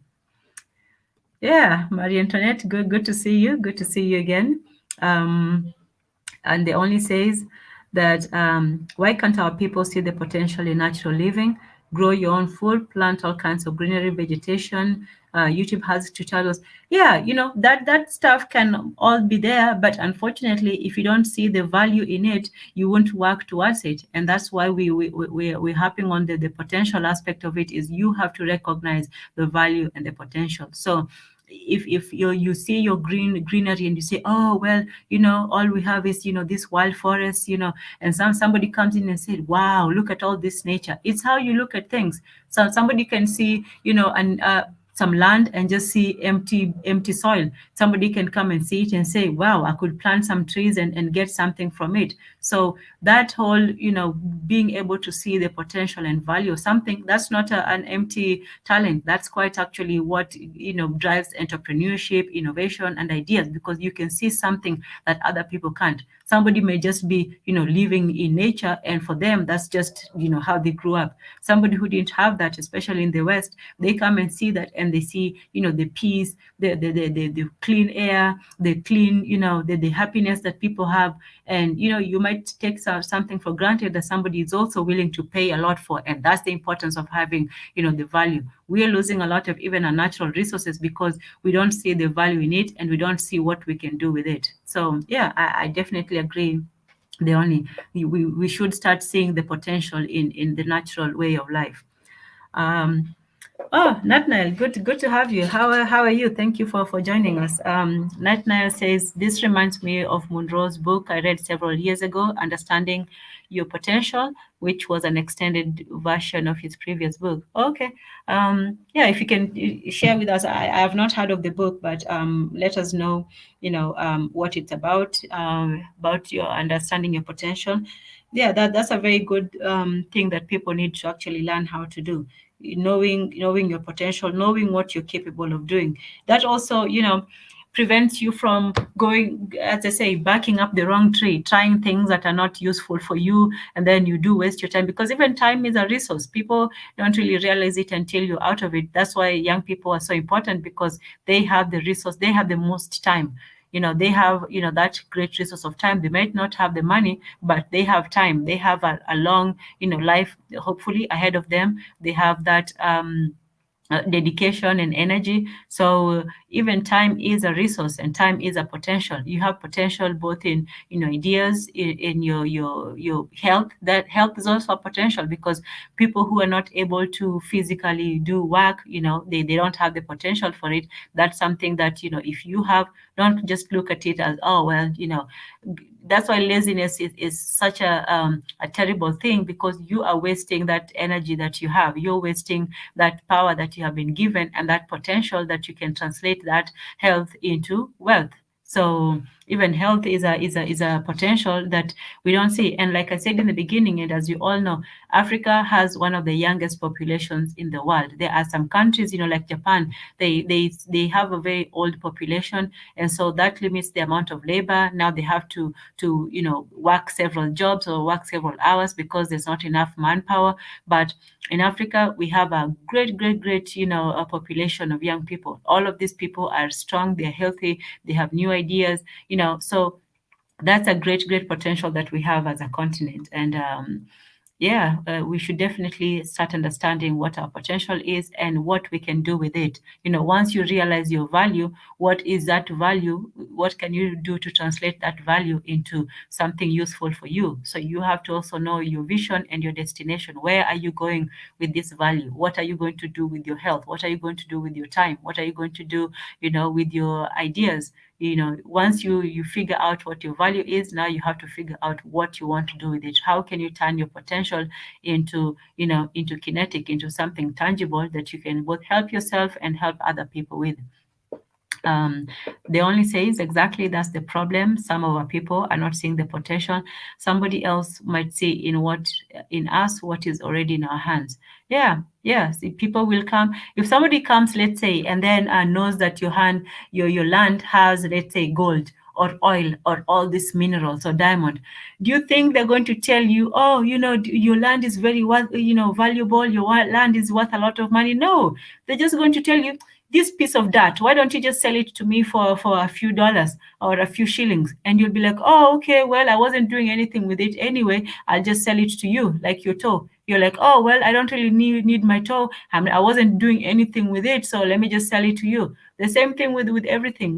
We sell off our lands cheaply. We sell our labor cheaply. We sell our brains cheaply, and we don't see the value in it. So somebody will come and see, oh, wow, these beautiful African traditions, these beautiful Maasai dresses, this beautiful music and sounds and all of that. We just sing, we just dance, we just see the land, and we're not seeing what somebody else is seeing. This piece that is in this continent, we might see it, oh, people are not doing this and that, and somebody will come and see it, and they will buy the land. And after they buy the land, now they'll go and dig up the diamonds and the gold and the oil and whatever is there, and we'll be like, oh, wow, we had all this time and we didn't even know it. Yeah, because we don't know our value, because you just let somebody else tell you how much your land is worth, how much you as a person is worth, how much your family is worth, how much your people are worth, and you just accept it. And then when they make money from you, then now you're going to complain that, oh, well, look at them exploiting us. But sometimes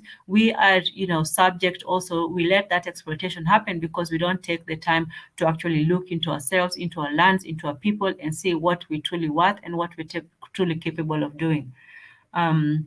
So they only says there's even more potential living in the countryside than being in the city. Yeah, for some people, their destiny or their talents might better be served in the countryside. Even the people who have finished education, a lot of the people, they feel that, oh, well, I've finished education, let me go and look for the jobs in the city. But why don't you use your knowledge and go and help in the countryside? Why don't you use your knowledge and know-how and go and make that profitable in the countryside? Make an improvement, innovation, make something better that you can actually make money from. Not always to just be charitable and help people, but why don't you also help people by helping yourself? If you help yourself and you become rich and you go into the countryside and show them a new way to grow crops, not GMO, but a new crop way to grow crops in a better way, or to sell them or to distribute them. Sometimes, you might have, maybe let's say bananas grow in one area, but the people are just selling it to the people around them who already have the bananas. So already that's going to lower the price of bananas. But what if you took those bananas and took them to a different place in the country where they don't have bananas? They would be grateful and they might pay, a higher price for it, but you might have to figure out how to do the distribution, how to connect two different markets together, how to take one from the other. That's something that you as a, let's say, a business person you might not be able to grow the crops, but you might be able to better the supply lines or distribution and so on. So definitely, don't think of the countryside as just poor farming and the city as flashy jobs. No, you can take your jobs to the countryside, and you can take the growing to the city. Samira says, the soft power of the West is influencing our people to chase and value the wrong things. We need to promote African values through our media to change the narrative. Yeah, absolutely. Those values, they're not just they're not just to feel good about themselves. We have to first change the narrative, change how people look at us and how we look at ourselves. And the only agrees. She says, exactly, Samira A, it is definitely soft power through the media.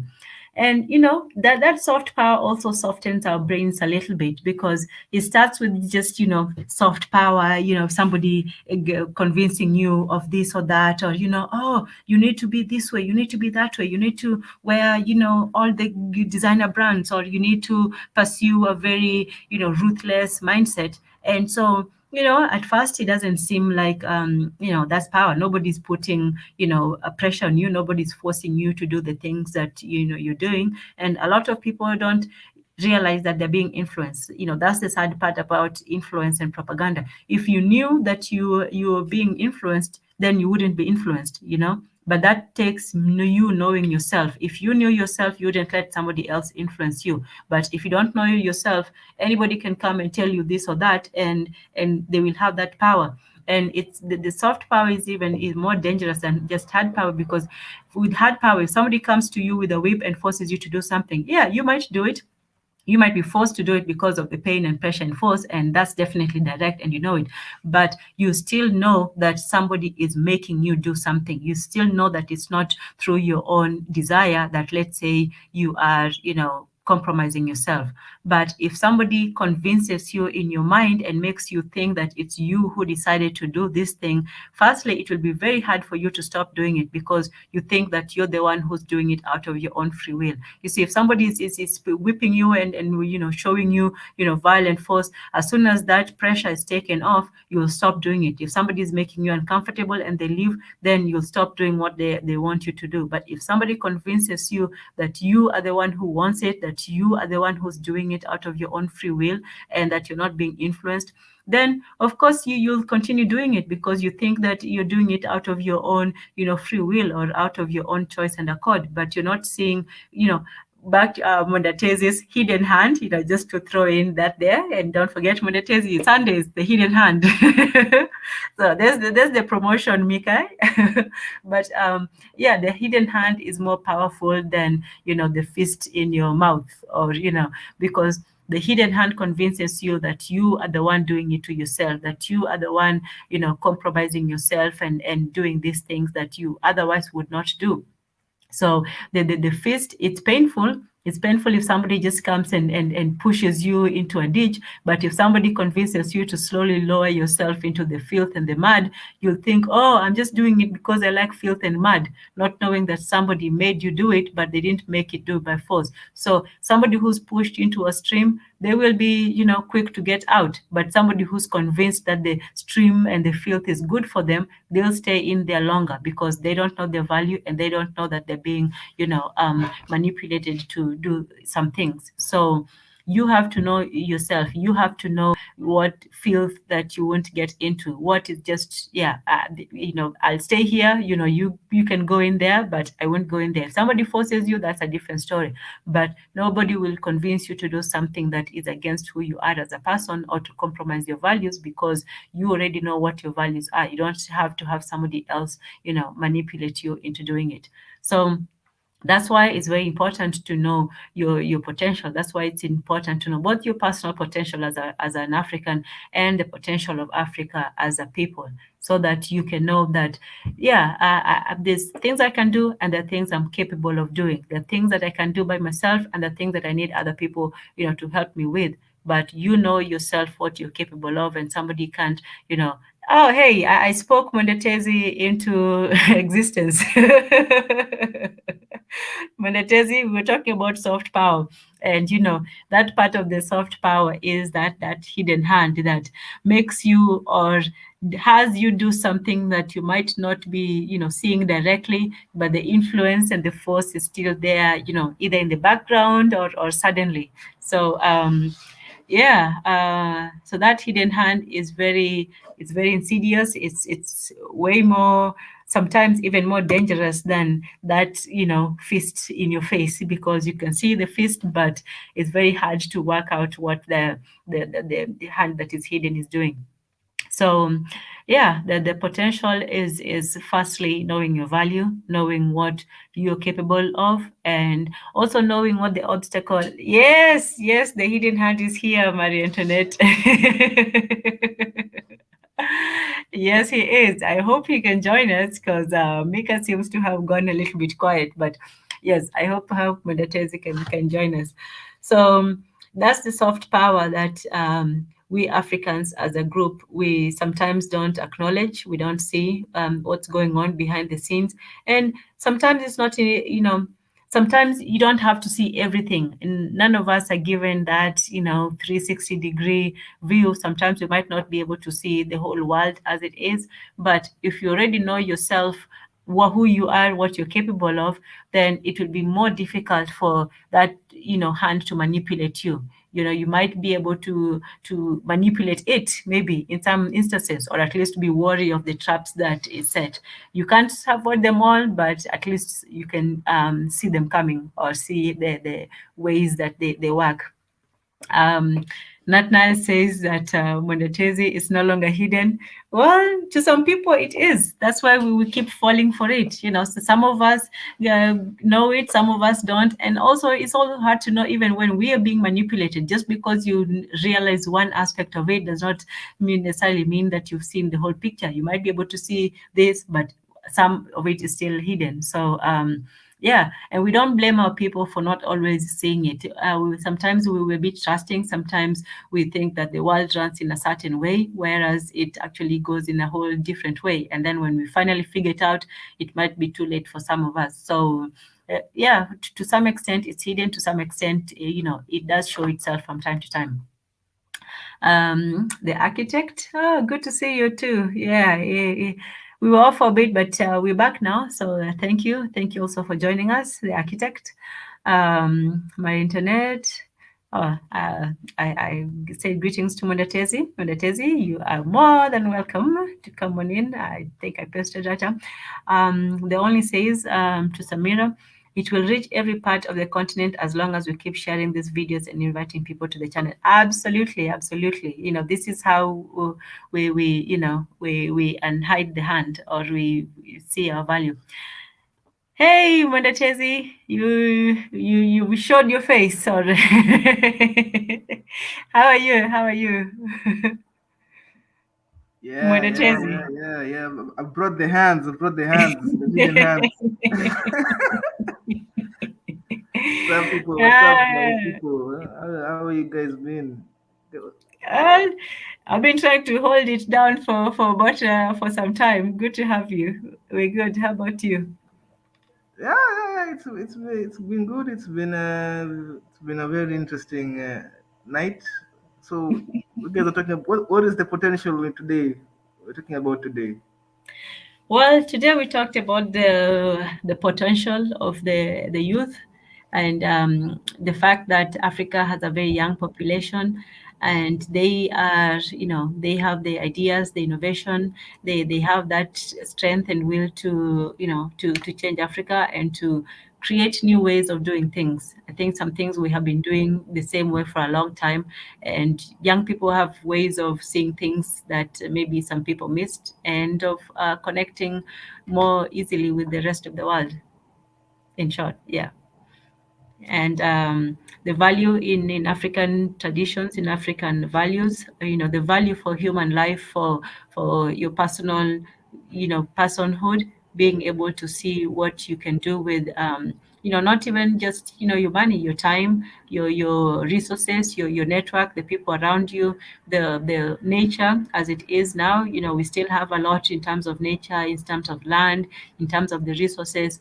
We're still having selling our lands and our people for cheap. And we also talked about, the brain. I also talked about the brain drain, that they used to take land from land and labor, but now they're not just taking land, but they're also taking, the some of the brains from the continent. So yeah, just in summary. Yes. Yeah. Actually, yeah. I also came here to say something also about potential in Africa. Mm-hmm. And it might be a bit controversial, Of course, always we expect nothing less. Yeah. But this From is you. actually a serious conversation. That is, I don't know if you had. Today is Thursday, right? Today is Thursday. Mm-hmm. In Kenya, I don't know if you saw. I don't know if you watched the local Kenyan news. Do you watch the local, like yesterday Okay. in the yeah? Do you Go ahead. know Wajakoya? I've heard of him, but I don't too much about him. Yeah. No, yesterday he's a presidential candidate. Kenya we're having an election this year. Mm-hmm. That Wajakoya is a presidential candidate, and he has really resonated with the youth. With the youth. Okay. He says that there is a lot of potential in the marijuana business in Africa. We need to legalize this thing. I don't know what you guys think, but he really made a very convincing 1 hour. He was interviewed for like 1 hour yesterday. It was like one of a very popular interview. It was a very so, and we talked about the potential of the hub, and he's he. Yeah, I'm just saying, this is a system. This is a national discussion that is happening in an African country. I think Yes. it's been legalized in South Africa, right? It's been legalized in. I think there are countries that have legalized this.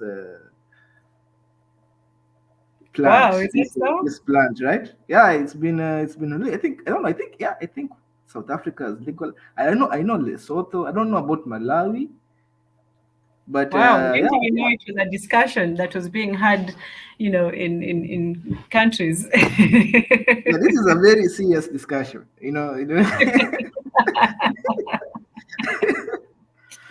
Yeah. We need to legalize this. I don't know. He really convinced me, and I've resonated with the good professor that yeah, we do need to legalize Well, this. Mondatezi, let me play a devil's advocate to your devil's advocate. The reason Yes. why some people might not want this, there are some points to be made, economically in terms of, growing, selling, having a market for it, and so on. But the problem that some people see in it is that instead of, you can get the economic potential, but it might be a waste of human potential, because some of the criticisms that come with, the use of it is that people tend to, waste their time, waste their lives, and it prevents them from achieving their potential. Yeah, You know but what? is this facts, or is this proven facts, or is this propaganda? Well, Is that's there now data is backing this up? Is there any data to back this up? I don't know if there is. Because there is There is. data to prove that it brings more money to our economy. Because hmm, China, in Kenya we have debt. I don't know if you know, and it's a very good. It's something you have to talk about, because Africa, we are having a lot of this debt in Africa, and we are wondering, how do we pay this debt? And the professor says, yeah, we should plant weed and we sell it. And and it has also actually also a lot of qualities that I've seen that he talked about. Hemp is it's actually even in the Bible. Jesus was but I'm not going to go anywhere near that.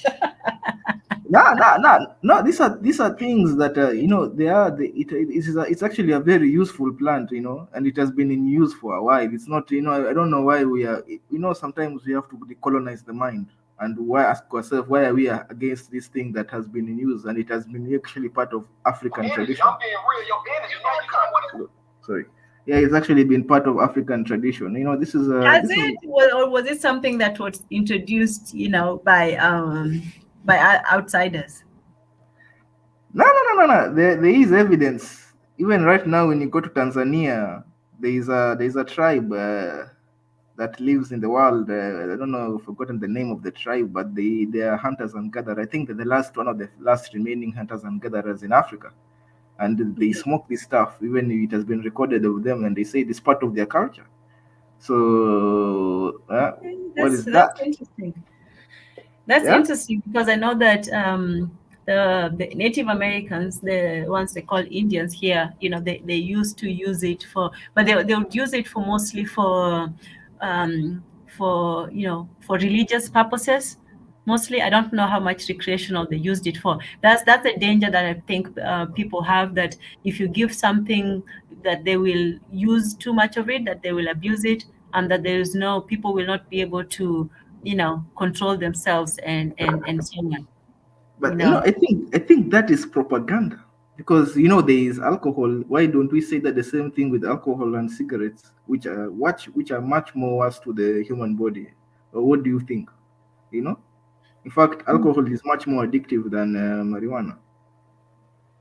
um let me think.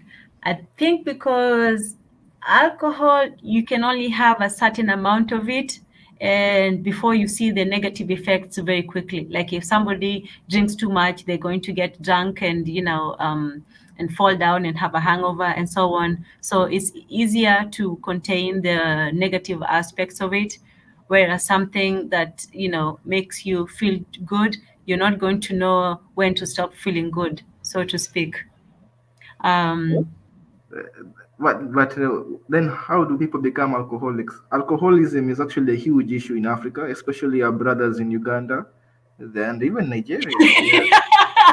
They are really suffering from this thing. I'm oh just, boy, that's not I'm just, funny. yeah. But it is actually a huge issue. We got people actually now they are drunk the whole day. They just wake up in the morning, and Africa. This is something that, in fact, Africa is a very unique environment. Do you They know what's actually, interesting though? When you say that about the Uganda, the same thing that also happened with the Native Americans. So when I was saying that they used to use peyote, that's what I call peyote, spiritually. In some of the spiritual functions, but now when you go to a lot of them still live in the reservations that they were put in after they were conquered. There's not a lot of them, but they live in reservations. And one of the biggest problems in the reservation is actually alcoholism. A lot of them overdrink, and that leads to a lot of societal problems. But yeah, the problem yeah, now.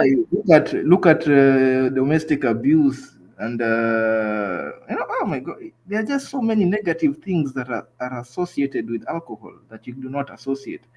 I've never seen these things associated with other drugs like marijuana. So we can talk, but it is a fact, that maybe we should legalize this thing and make the money so that we can pay our debt. Because let me tell you something. China, I came here with the statistics that I found from the good professor. Yes. China,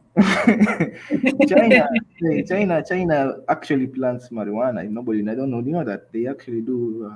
They plant No, it. I thought they were against all of that. I thought they were strictly against, No. You see, this is the propaganda we are fed here as Africans, and we are believing this thing. This thing is natural here. It is the perfect environment is in Africa. It can grow and thrive, and it can really make us good money. China actually made $1.2 billion. I think, I don't know if it was last year or something, from marijuana selling, from just selling this herb. So that money they come, then they loan us. Then they are loaning us that money. We're selling toes. You know what we're selling? We're selling toes and finger. Yeah, and here we are selling toes when we could be selling marijuana. We could be selling weed. But now we are selling toes. These are the problems that we need to talk about, my brother, my sister. Oh wow! I wasn't expecting this one, with potential, but there is a very huge potential. Mhm. It's an extremely large potential. We could be selling this thing, making the money to invest in our infrastructure, because this is $1 billion industry. But now look, because we are being told, we're being colonized here, being told, no, this is bad. And the people who are telling us this is bad, they have legalized it. What is that? No, in California, that the UK is Oregon, actually Colorado. the United Kingdom. As I don't know who is in the unit. I think the only is in the UK. I think they have recently pushing legislation to legalize it, right? I think the only is in the UK. She can testify that this is people and they're here. We are being told no, don't do this. It's not good for me. God does not want us to do this. Then these guys are legalizing it. Everybody, the whole world is going to legalize except for Africa, and we are here just looking. We're waiting for what? And this is what are we waiting for? We're waiting for for the hidden hand to clap. No, this is let me tell you something, because we're being late to the game. We need to be on top of this thing. Samira, Mira is Mira is not a bad drug. I don't know why people are hating on this herb. It's another herb. They are hating on this herb. They don't want Africa to plant our herbs. Mira has no negative effects. It has not been proven. And we were making, and Kenya was making out of money from selling this thing. Then they went and banned it. Samira disagree with you. She says that there are only Mira problems in East Africa.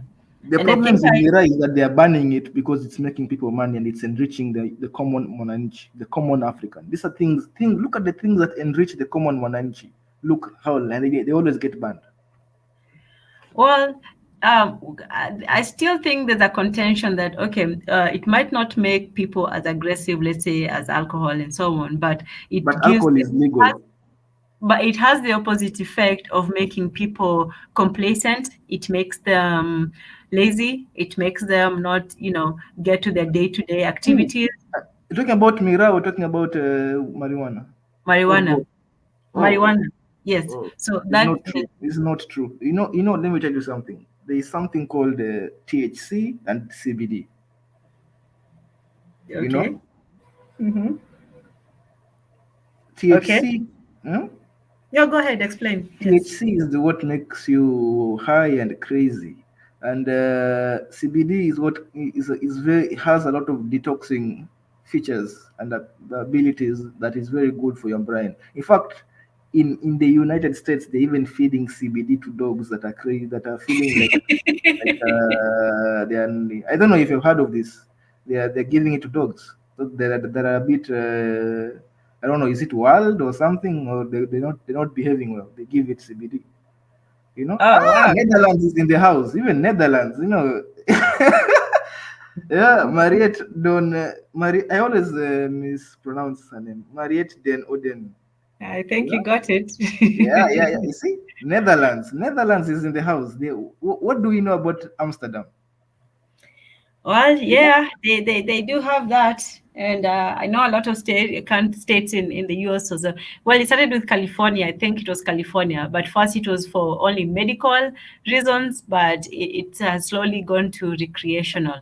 So, yeah, there are a lot of states, California, Oregon, Colorado, I think Vegas, I mean, Nevada also legalized it. So it is a trend that has been going.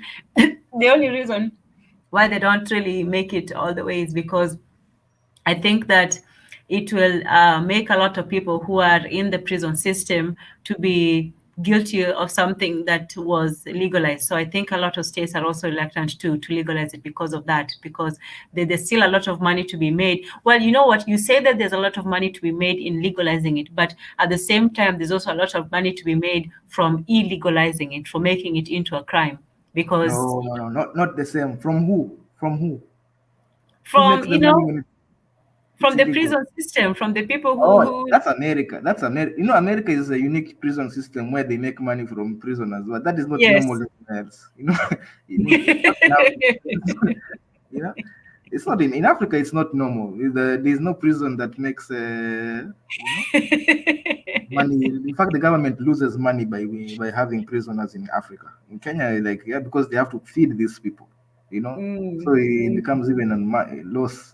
But In America, they make the people work for free. So, and so that's actually pay to be there, because there's also the issue of you send money and the prisoners actually get to pay. They pay nearly like let's say for a bag of chips in the system, you'd pay is it something. commissary or something? I don't know. Is it something commissary? Is commissary? I don't Yes, know. yes, the commissary. That's why you might hear some rappers, say, "Oh, put some money on my books," or things like that. So the family members actually pay for the person to receive just basic things. You still get your three horrible meals a day, but your family can pay, or your people can pay, so that you get a little bit of extra money, but you still have to pay like twice or three times for it, and you can also work for next to nothing. So yeah, the prison system in America is very profitable, and you can't get enough murderers and violent criminals in there, so you have to back up the numbers with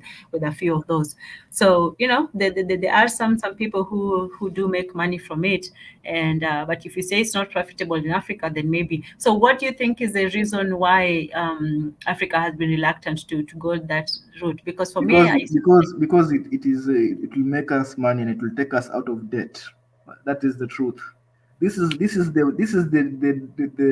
hub. This is the plant that will decolonize Africa, because it has so many useful features, apart from just what people they hide. The hemp, the fiber is actually very good in making ropes, and it's actually they're even using it to make weapons, as in planes or something. Light fibers, this carbon fiber. You heard of Mhm. carbon fiber? Yeah. Where do you think that fiber when they say carbon fiber, what do you think?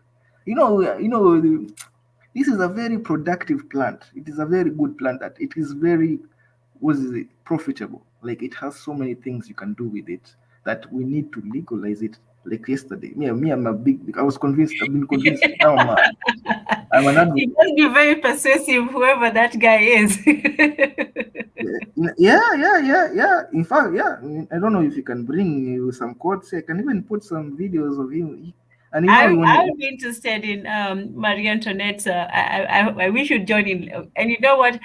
If I hadn't gone for 2 hours before this and 2 hours with Swahili Nation, like I said, we'd be here, discussing it, because you just opened a whole new can of something that requires more discussion. But I would really be interested in hearing the opinion of Marie Antoinette, because she would come from it from a medical point of view, because she should be willing to really go into the health and the effects of the of the herb, because sometimes maybe somebody who uses it might be biased, but there may be some other effects that we might not know about. So what if? Wait. Who's using it? no, I'm not saying you. I'm not talking about you or anybody in the chat or anybody else. I'm just saying that, Marie Antoinette might be able to give us a better medical analysis of the effects of the use of either cannabis sativa or cannabis indica. So, that. Yeah, she's there and she's around. She's in the comments. She can. Yes, I think know. Let me see what she's saying. Well, she explained the differences. There's two apparently, and Marie Antoinette, Yeah, calling on you. even Senuti is talking about Mira. Yeah, this, let me tell you something. It's a natural plant. It's a tree, and it grows naturally. In fact, the people. Oh, yes, Senuti says that Mira is. It grows naturally. It grows. These things. And they are very old trees. But they don't. They live for decades. They're like, it's an old tree.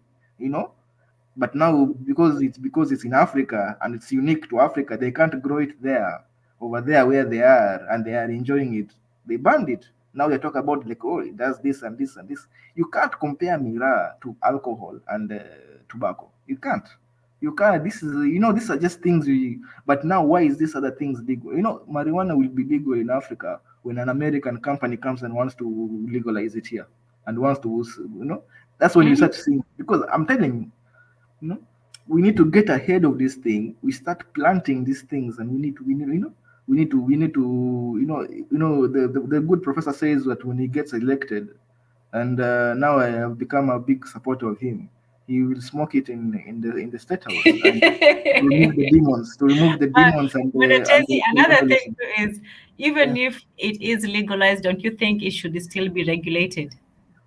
Everything, even water is regulated. There is nothing wrong with the regulation, Okay. In fact, yeah, it should regulate it so that people do the amount of CBD and THC. It should also be regulated. Yeah, there are so many things it needs to, everything, as long as it's a product, because they're going to be exporting it. So there will also be maybe standards that we need to maintain as exporters of this profitable plant.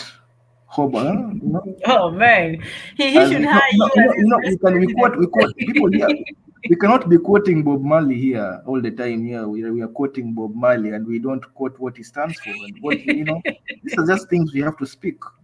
You can't say Bob Marley this, and we know he was a very good advocate of the decolonization. We need to release ourselves using this herb. The way Bob Marley said, just the same way he said that marijuana is the way. Oh man, looks like Marie Antoinette is leading towards your side. Because it's the truth. So these are truth. Yeah, I'm telling you, it's the truth. I don't come here and say, Yeah, you see this picture of mine. Yeah, it should be a Mira plantation. Look, you know what? Samira is ahead of you. She says Mundetezi already has a pic of his wife picking Mira as a profile. So I see you. Marijuana. We should have like half Mira, marijuana. People need to take these things, and these are very important. Yeah, crops that are unique to us. They will thrive. In fact, ours will be the best grade for sure. Because our environment says it. Our environment, our sun, this thing thrives in sun, and there is no place that gets sun like here in Africa. No other place. It thrives in the sun. Well, we do have some good sun. I can't lie. We can grow tea and tropical weather. Okay, for yes, Thursdays is usually Dr. Ebenezer. We're just filling in for him today. So yeah, that's why I can't be too long because I was earlier for the Swahili show. So I've been on since I think like 6 o'clock. So Mwendatezi, yeah, very interesting conversation. I wish we could have a longer. So for the potential, so we have potential for this. Let's just call them natural. Billions of dollars worth of potential, and it's Okay. also very mind-opening people. It better if you want to. I would rather you smoke than drink. I think alcohol has way worse effects to the productivity of anybody than marijuana. Yeah, in fact, people are suffering from alcohol. Uganda people are suffering over there, man. These guys are drinking too much, man. Telling you that Yeah. it's natural. What's it? It's called what? Moonshine. Oh my, especially in Nigeria, and moonshine. Yeah, It's the taking changa. down the youth. It's taking down the youth. Youth, and they know Uganda. They are drinking. There's this documentary I've seen in Vice. Go and check it out. Uganda alcohol problem. They are drinking the whole day. Then when they are hungry, they look at that local goat. They slaughter it. Then they put And they by the way, bring some beer firewood. and meat is the bad diet. It's one of those things that actually bring about gout and Look now, you understand these things. I'm telling you the truth. This is a hidden hand here. This is you have to look at this very seriously. And this is it is we need to legalize this. Look, I know I don't know senators in Canada, right? They legalize Yeah. it. Has there been an increase on whatever the doomsday increase? So people will now be collapsing on the street high. No, life has continued normally. There's no. This is a crazy doomsday scenario that doesn't even make sense. Oh, even Amsterdam, they're doing it. I think let me pronounce her name, Mariette Den Oden. Okay. They are minting billions from this thing. Amsterdam is Netherlands from the marijuana tourism. They are mint, you know. Yeah, Senuti says the Muzungu takes our natural plants and turn it for money. So I guess you're saying, why can't we do the same? Why can't we also turn the green into some greens? So that's those are some of the things that we might be. I was talking earlier that if somebody sees your land and then they know, let's say that it has gold, there's gold hidden there, or there's some diamonds, or let's say oils, it's on top of an oil field. They're not going to tell you how valuable your land is. They're not going to tell you that actually you can make more money than just. They're just going to tell you, look, you just have a dry piece of ground, and this place is useless except for growing some plants which won't even make you a lot of money. And then they'll trick you by your ignorance. And then after you sell them the land, they come in and then they find the actual gold, or the actual money making resource in there. So maybe sometimes we're sleeping on something that could be very profitable, and we're just looking at it to grow crops and what we've been doing, and maybe we can do more than we're doing with it. So hey, if it helps our people, if it helps the economy, and doesn't lead to societal collapse, or people walking around walking off buildings and stuff. Yeah, that's just propaganda that I've never heard of it. All these countries that have legalized, do you see that happening? Why is it? These are just propaganda because they don't want us to smoke the demons of colonization away. Demons of color. That's a good way to put it. Yeah. The holy fire that can smoke all these demons of colonization away. That is what they don't want us to do. Because the professor said it. He said very well. Guys, go check this guy out, Professor Wajakoya. Okay. Presidential. Wajakoya. Hopefully, he will be the president before the end of the year. We are going to push him because we need this. We need to get out of this poverty that is disturbing us here, and we have the hub. The holy hub thrives in even Ethiopia, Shashameni. Do you know Shashameni? No, I don't know. I don't know what that is. It's a place in Ethiopia, man. It's Oh, okay. Yeah. Guys, go there. It's like an Amsterdam, but Underground Amsterdam. Yeah. In Ethiopia. Okay. Wow. Well, it's something that we can talk about, and we can have different, opinions on it. What different I thought opinion? There is yesterday would everybody. be. Even let me tell you something. Who has disagreed? Nobody. I thought Maria Antoinette would. I honestly Yeah, thought because it would come this is and. the truth. But the internet knows the truth. Sometimes we cannot just deny the truth when it is too obvious. You know, it's too obvious. It's just too obvious. It's just looking us in the face here that man, people are making money here, and we're just here sleeping, waiting to be told that this thing makes money. Then what? We need to, let's not wait for a corporation. Still a new industry. That's why nobody, it's still a new Well, industry. The companies have hold on. Maria says you forget it is addicting stuff. Don't only look at profit side. It has a big downside that is hard to control. What do you say about that?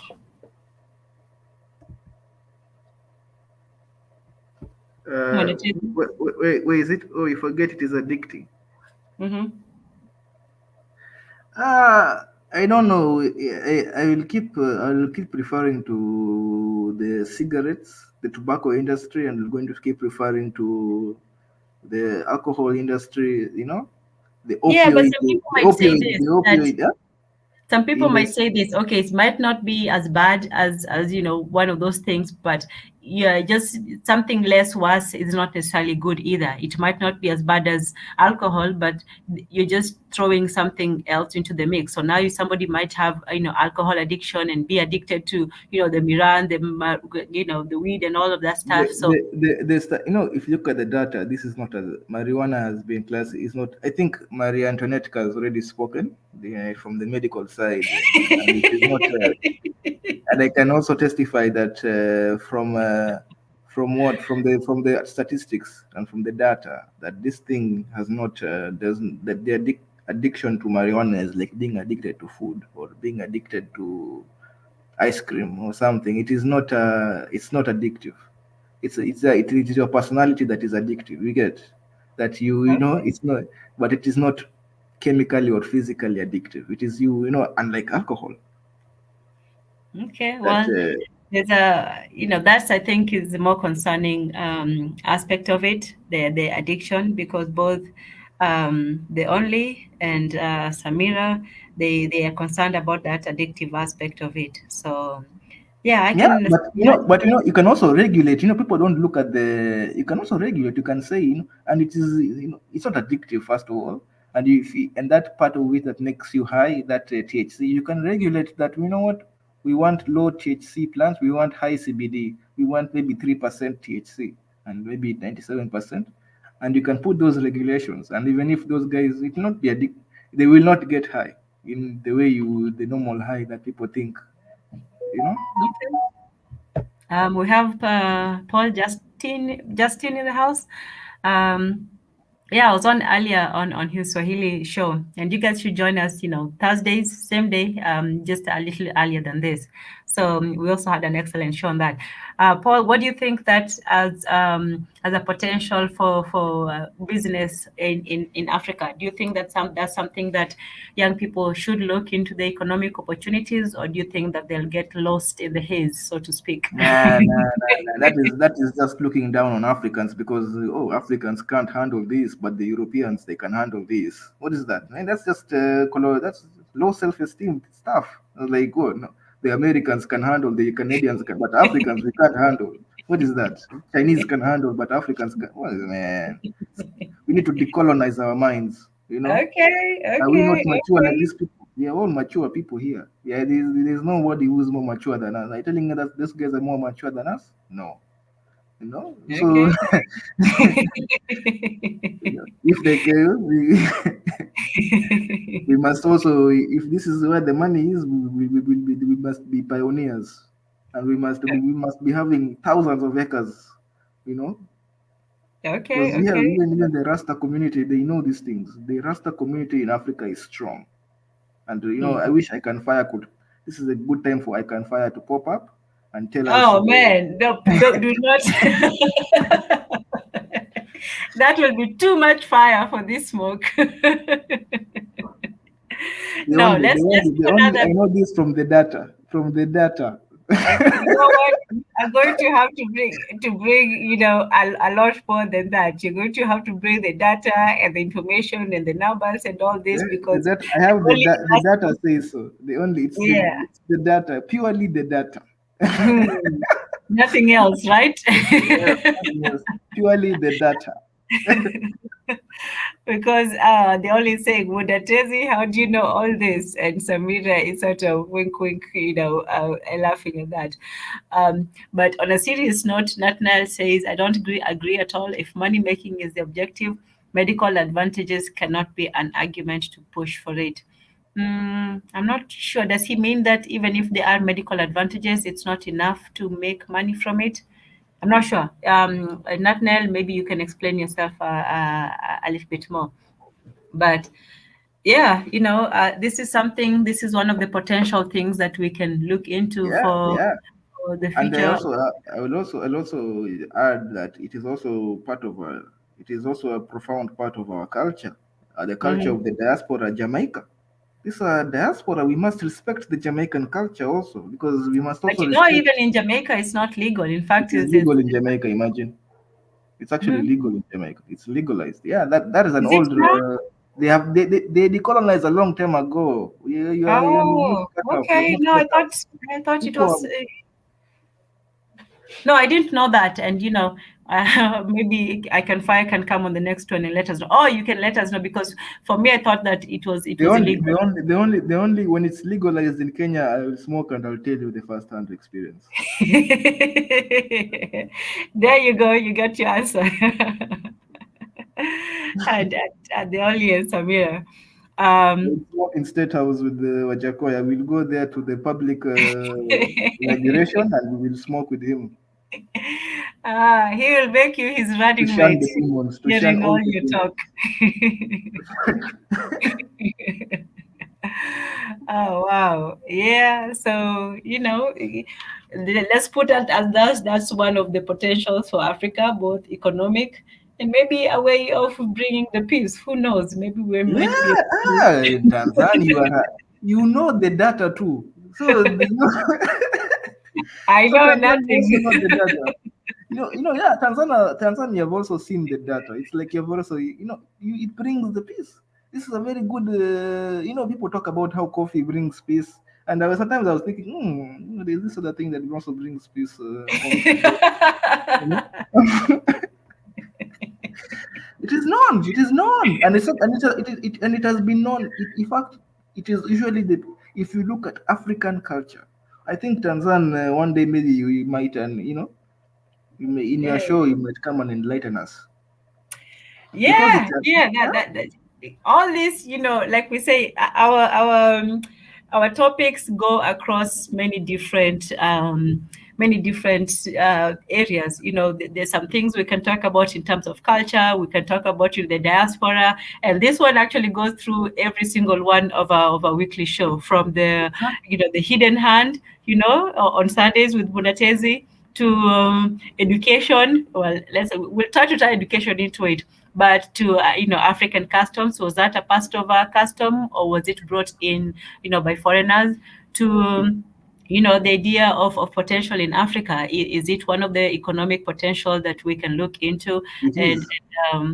So it's an important subject. We definitely need to have a longer stream and more discussion on it. And there's been a lot of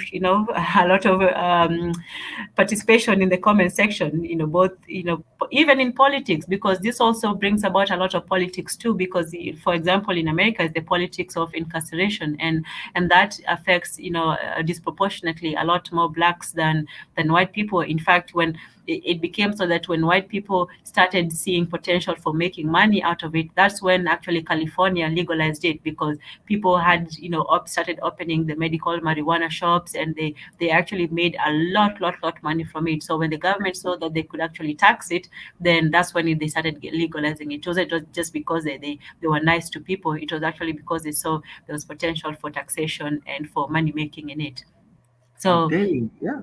And you can see look at Marie Antoinette, she has spoken. Marie Antoinette also Oh, has, wow. Marie Antoinette is just on your side today, Tezi. I thought she would be lecturing us no, against. you thought Maria, I think you mistook Maria Antoinette to be somebody who is colonized in the mind. She is decolonized. These are things I'm Okay, telling you. okay.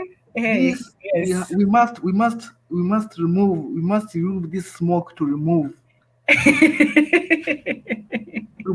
these demons of colonization in our minds and in our souls and in our environment. Like when why are we burning? Is it essence or is it incense? I don't know what that thing is. The ones that our brothers in Asia like to burn. So that is not. We should be burning this thing to remove demons, and because that is what our ancestors were doing. Okay, The well, priests were we smoking have these things and giving we us have we have proclamation a of couple of wisdom. opposing viewpoints, and just to summarize before we start, wrapping it up, is it? Nathaniel is saying that we are not capable of this, and I disagree. Why are we not? Why are we doubting our capabilities? We can't plant paracetamol. But this is. I don't know how. I don't know. I'm not going to claim. I don't even know the plant that paracetamol comes from. I think maybe I don't know. I know penicillin is a mold. I don't know paracetamol comes from what, but He's also saying about, he's saying that not on the contrary of creating peace, it would actually create, the hopelessness. So he's saying that we since have a when lot. did marijuana create hopelessness? It has inspired more. This is an inspiration. In fact, it can also good. I think go back to Marie Antoinette's first comment about depression. I think it was this thing is this thing is from God. This is the good. It's the seeds from God Well, that no, is don't inspiring. oversell it to Mondatezi. You lose No, some no, no, people. no. Wait, look at the Rastafarians. No, no, this is not. I'm not overselling it. I'm quoting Rasta. What we need a Rastafarian here to tell us how Jah bless. And this is a very serious conversation. By the guys, It this is is, actually a it very is, serious, and very very serious serious conversation. conversation. I wish Mika was here because Mika, Actually, Tanzania he is just in left us his Tanzania. avatar, but Tanzania has the highest statistics of marijuana smokers in East Africa. Tanzania, Yeah. They actually have what? the highest statistics of marijuana smokers. It's Oh already in. man, The youth have already. Mika, you'll have to confirm or deny No. You this. can Google. This is something. This was actually a research done quite recently, and I think Kenya is number 2 or number 3. Uganda is the alcohol. My brothers in Uganda drinking. Oh my God, Ugandans. It's a huge problem with alcohol over there. But marijuana number 1, yeah, but it's a fact. This Okay, the okay. drug is on the ground. You see, you This is have done more untouchable. You research cannot stop it. than I have. You'll have to bring those papers because I always thought that we were either innocent of it or it's something that was Innocent. In introduced. fact, we are guilty not using it. That's the truth. We're the ones who are guilty. Banning it is the guilt. We're not innocent of it. We are banning it. We are the ones who are guilty of banning it. The people who have legalized, those are the ones who have been now repenting. We need to repent to this holy smoke. That's what I'm saying. And Wow. Professor Wajakoya, who guys go and look at him. Professor Wajakoya, he fact, do you know that he wears a durag? He's a very serious Are you man. sure that's not I Can Fire? No, I Can has dreads. No, that's a different one. Yeah. No. He wears a durag, and he actually educated me about why African Americans wear durags. Do you know that Why? apparently it came from wearing the clothes of it was a piece of clothing from the fallen slaves, and they used to wear it on their head, and they used to everybody who fell a fallen slave, who falls, they wear it on their head, they wear it on their head, they wear it on their head. That's how that's how he says that. That's why like American. That's the history of the durag.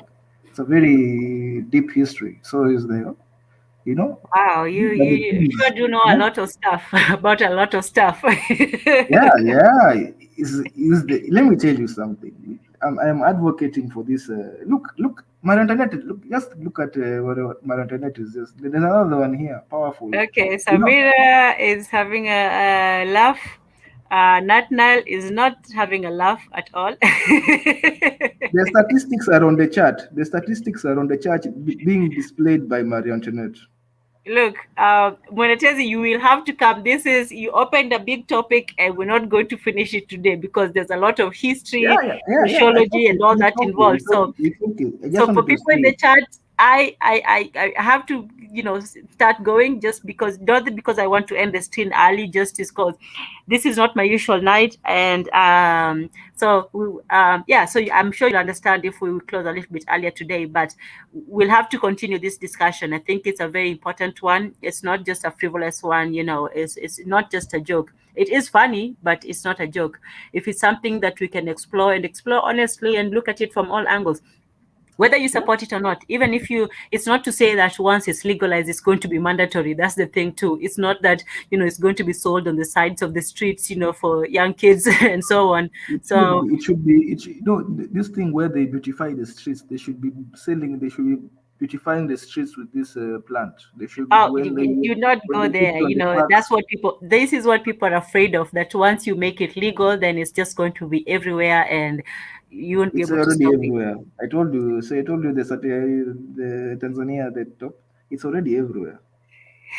So I don't know what you think you're preventing. That is, this thing is there. It's being planted. It's already being planted in Africa. It's already Okay. here. I Well, told you, Maria Sister Mimi, Antoinette has made her point very clear. She does not advocate smoking is smoking. bad for your body, but Yes. smoking is bad for in smoke. Your lungs don't want any smoke. I don't know Mhm. about vaping though, or cookies or other ways, but I know smoking. There is no doctor that would advocate for you to smoke. Yeah, that one we can. Yeah, it's not good for Okay. your So, body. Yeah. so there are other methods of ingesting it that are better than smoking it. So, yes. Okay.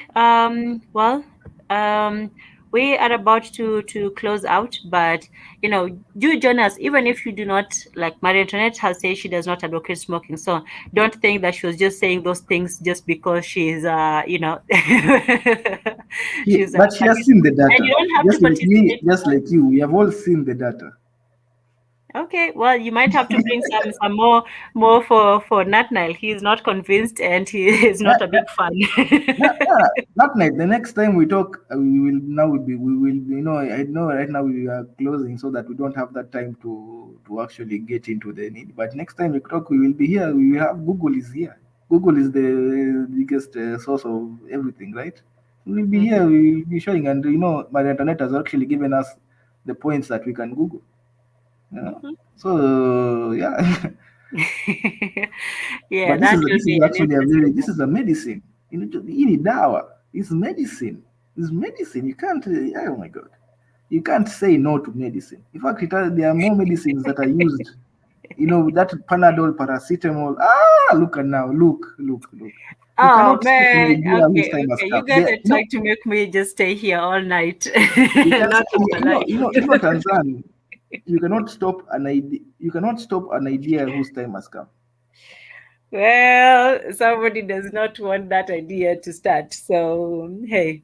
So, Google not is now, just nobody's being advocating. disingenuous, not We're like just Google is a exploring. huge sort of even professors, all the even professors when they begin their research for thesis, whatever, where do they start with a Google.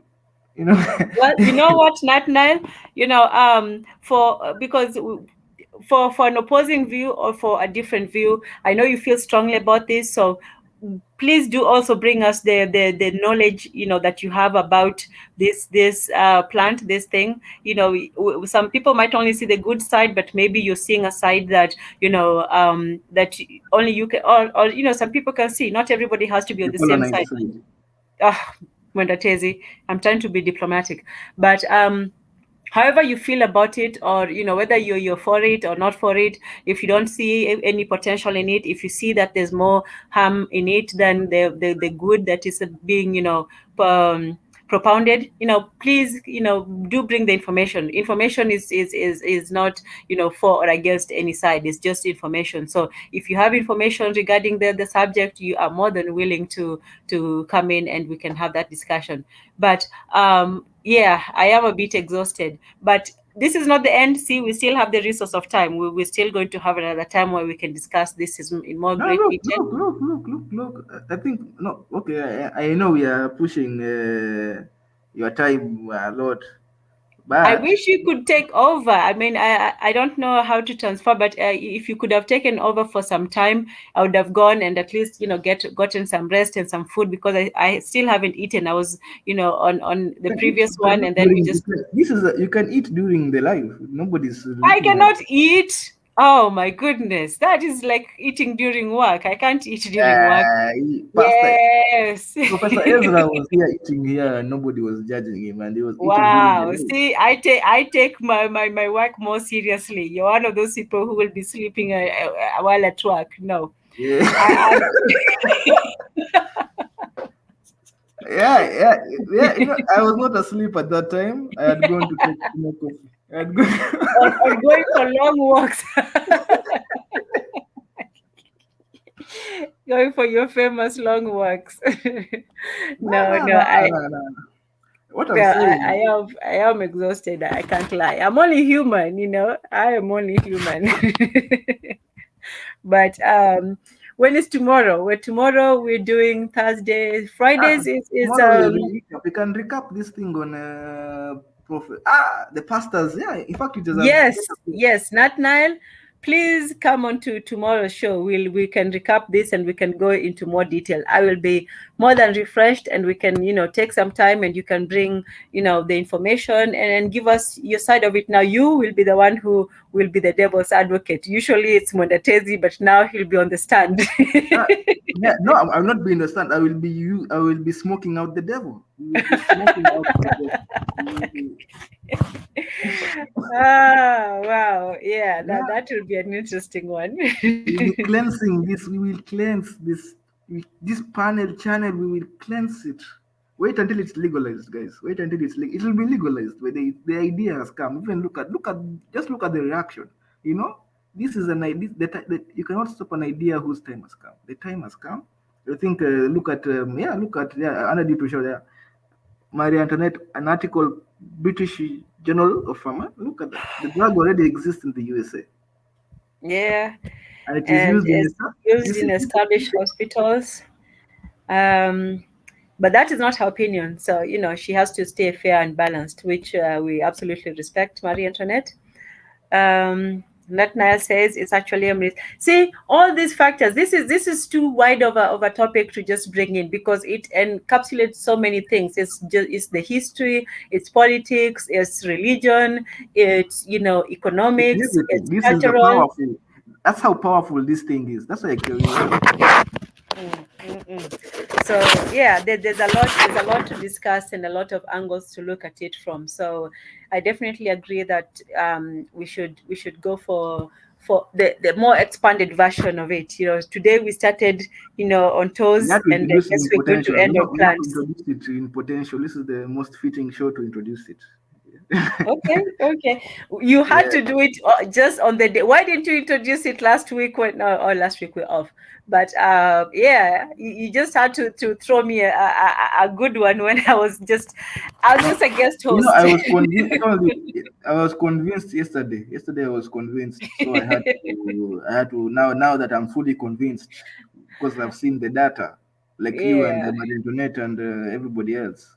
Now that we have seen the data, and we can now talk about it, because now we are with confidence that this thing here, this is the what is it, the holy grail. This is what will take us out of the this is the ticket. This is the golden ticket, the silver bullet. Look, more statistics are coming from Marie Antoinette. I'm sure even their books. Okay. Well, you said that you have taken a very. Post why not showing that? Are you also a devil's advocate? Yeah? Well, I'm being an impartial moderator. I'm being an impartial moderator. So But from what and the public opinion as the ground has the, spoken. the public opinion is not The ground has unanimous. As you spoken. can see, Nat Nile is still not convinced, and there were a few people who were skeptical about its Who are the few addictive people? effect. Who are the So few people? it's not by any means unanimous, and there's still the jury is still, some of the jury are still out there, and they'll need a lot more evidence and proof, to be on your side. And Samira says, I don't know, I think Mondatese will make it mandatory. Yeah, Because I was saying that I cannot make it mandatory because this thing is just, that it's like making this thing is people. Let me tell you something. This thing is already speaks for itself. It's good. Its advantages are well known and they're obvious. Everybody can see that this is a very advantageous thing. So it will not even need. There is no need. There won't even be any need to tell people, oh my, no. I think you just ambushed me because you knew that Ebenezer. I don't know what he's thinking about the show right now, or what he'll think about it when he hears it later. Like, we just came and hijacked his show.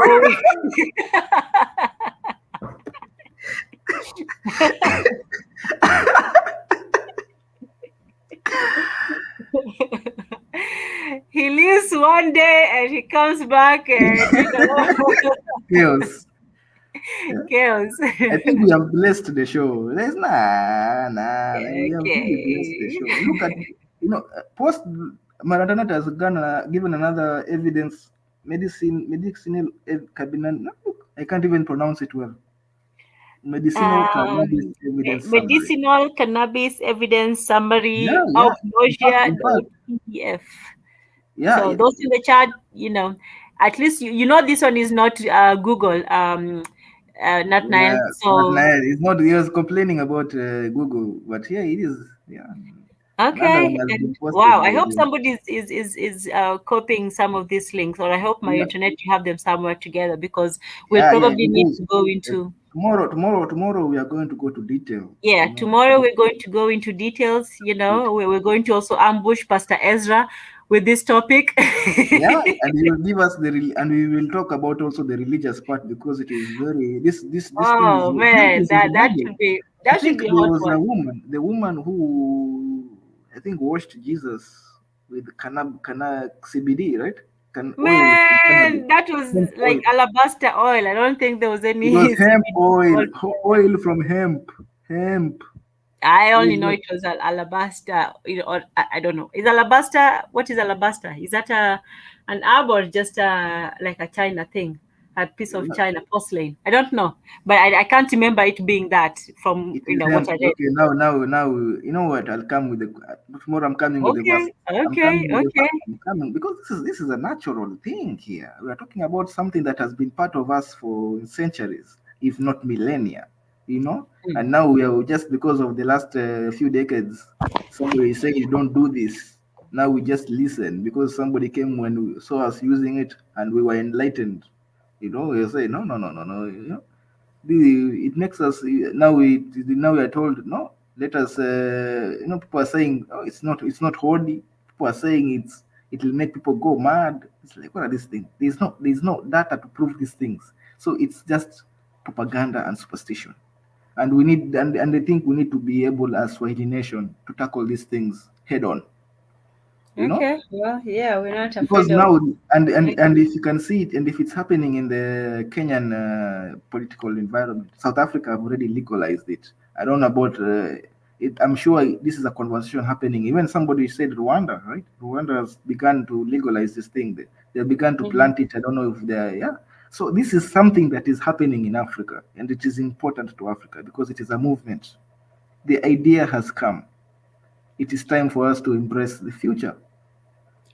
Okay. We talk about going back. We talk about the past, how we should go back to what we used to do. This is what we used to do. We need to embrace it to the future. Now we need to make money, and we need to. It has a lot of technological. Apart from medicinal value, it has a lot of. I told you carbon fiber.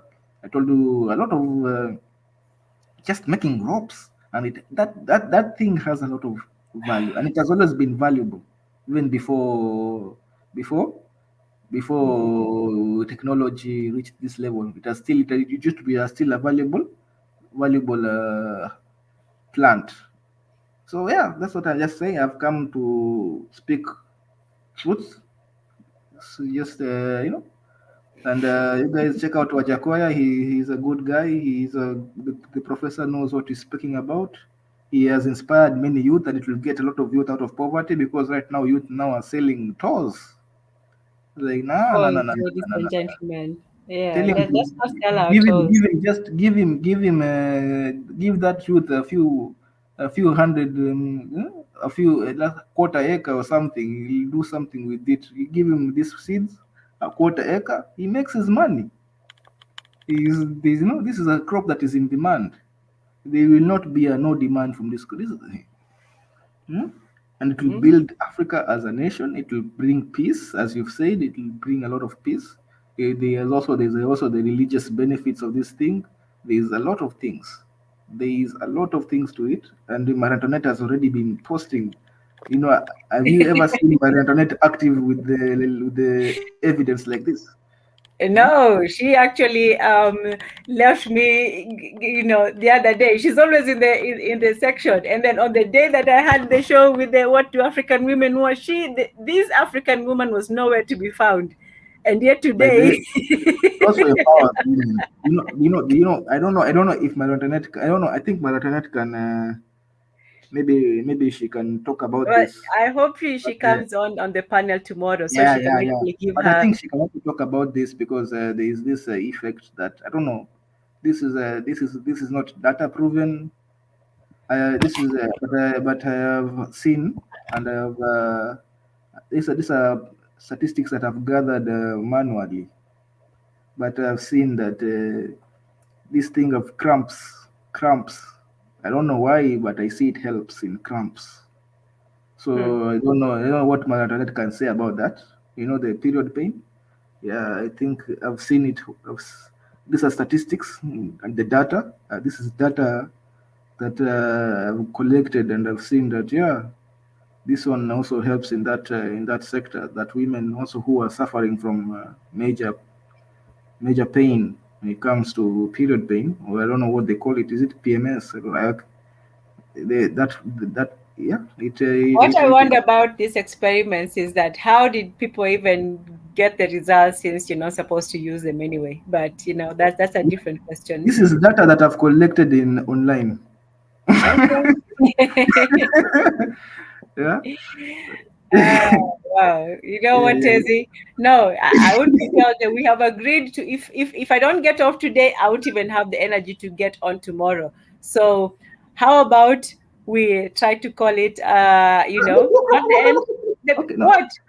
7 minutes. We are remaining the remaining Oh 7 minutes. my goodness. Why are you so Yeah, detailed? I was here before you. I was here way before you. And even before the stream, I was here. I was scrambling to get from one stream to another. So this is not my first rodeo, as they say. Okay, yeah, fine. How about this? are I you just going to let you ignore speak. Marie Antoinette? Are you going to ignore Marie Antoinette's comment now? Are we going No, to I'm be like not. that? What Are did you she going to be say? mean like that? She says, oh, she's saying that in Jamaica it has been used as a tea for menstrual cramps. Okay, so you were right about that. Did you Yeah, read you see, that and the then data go is flat on?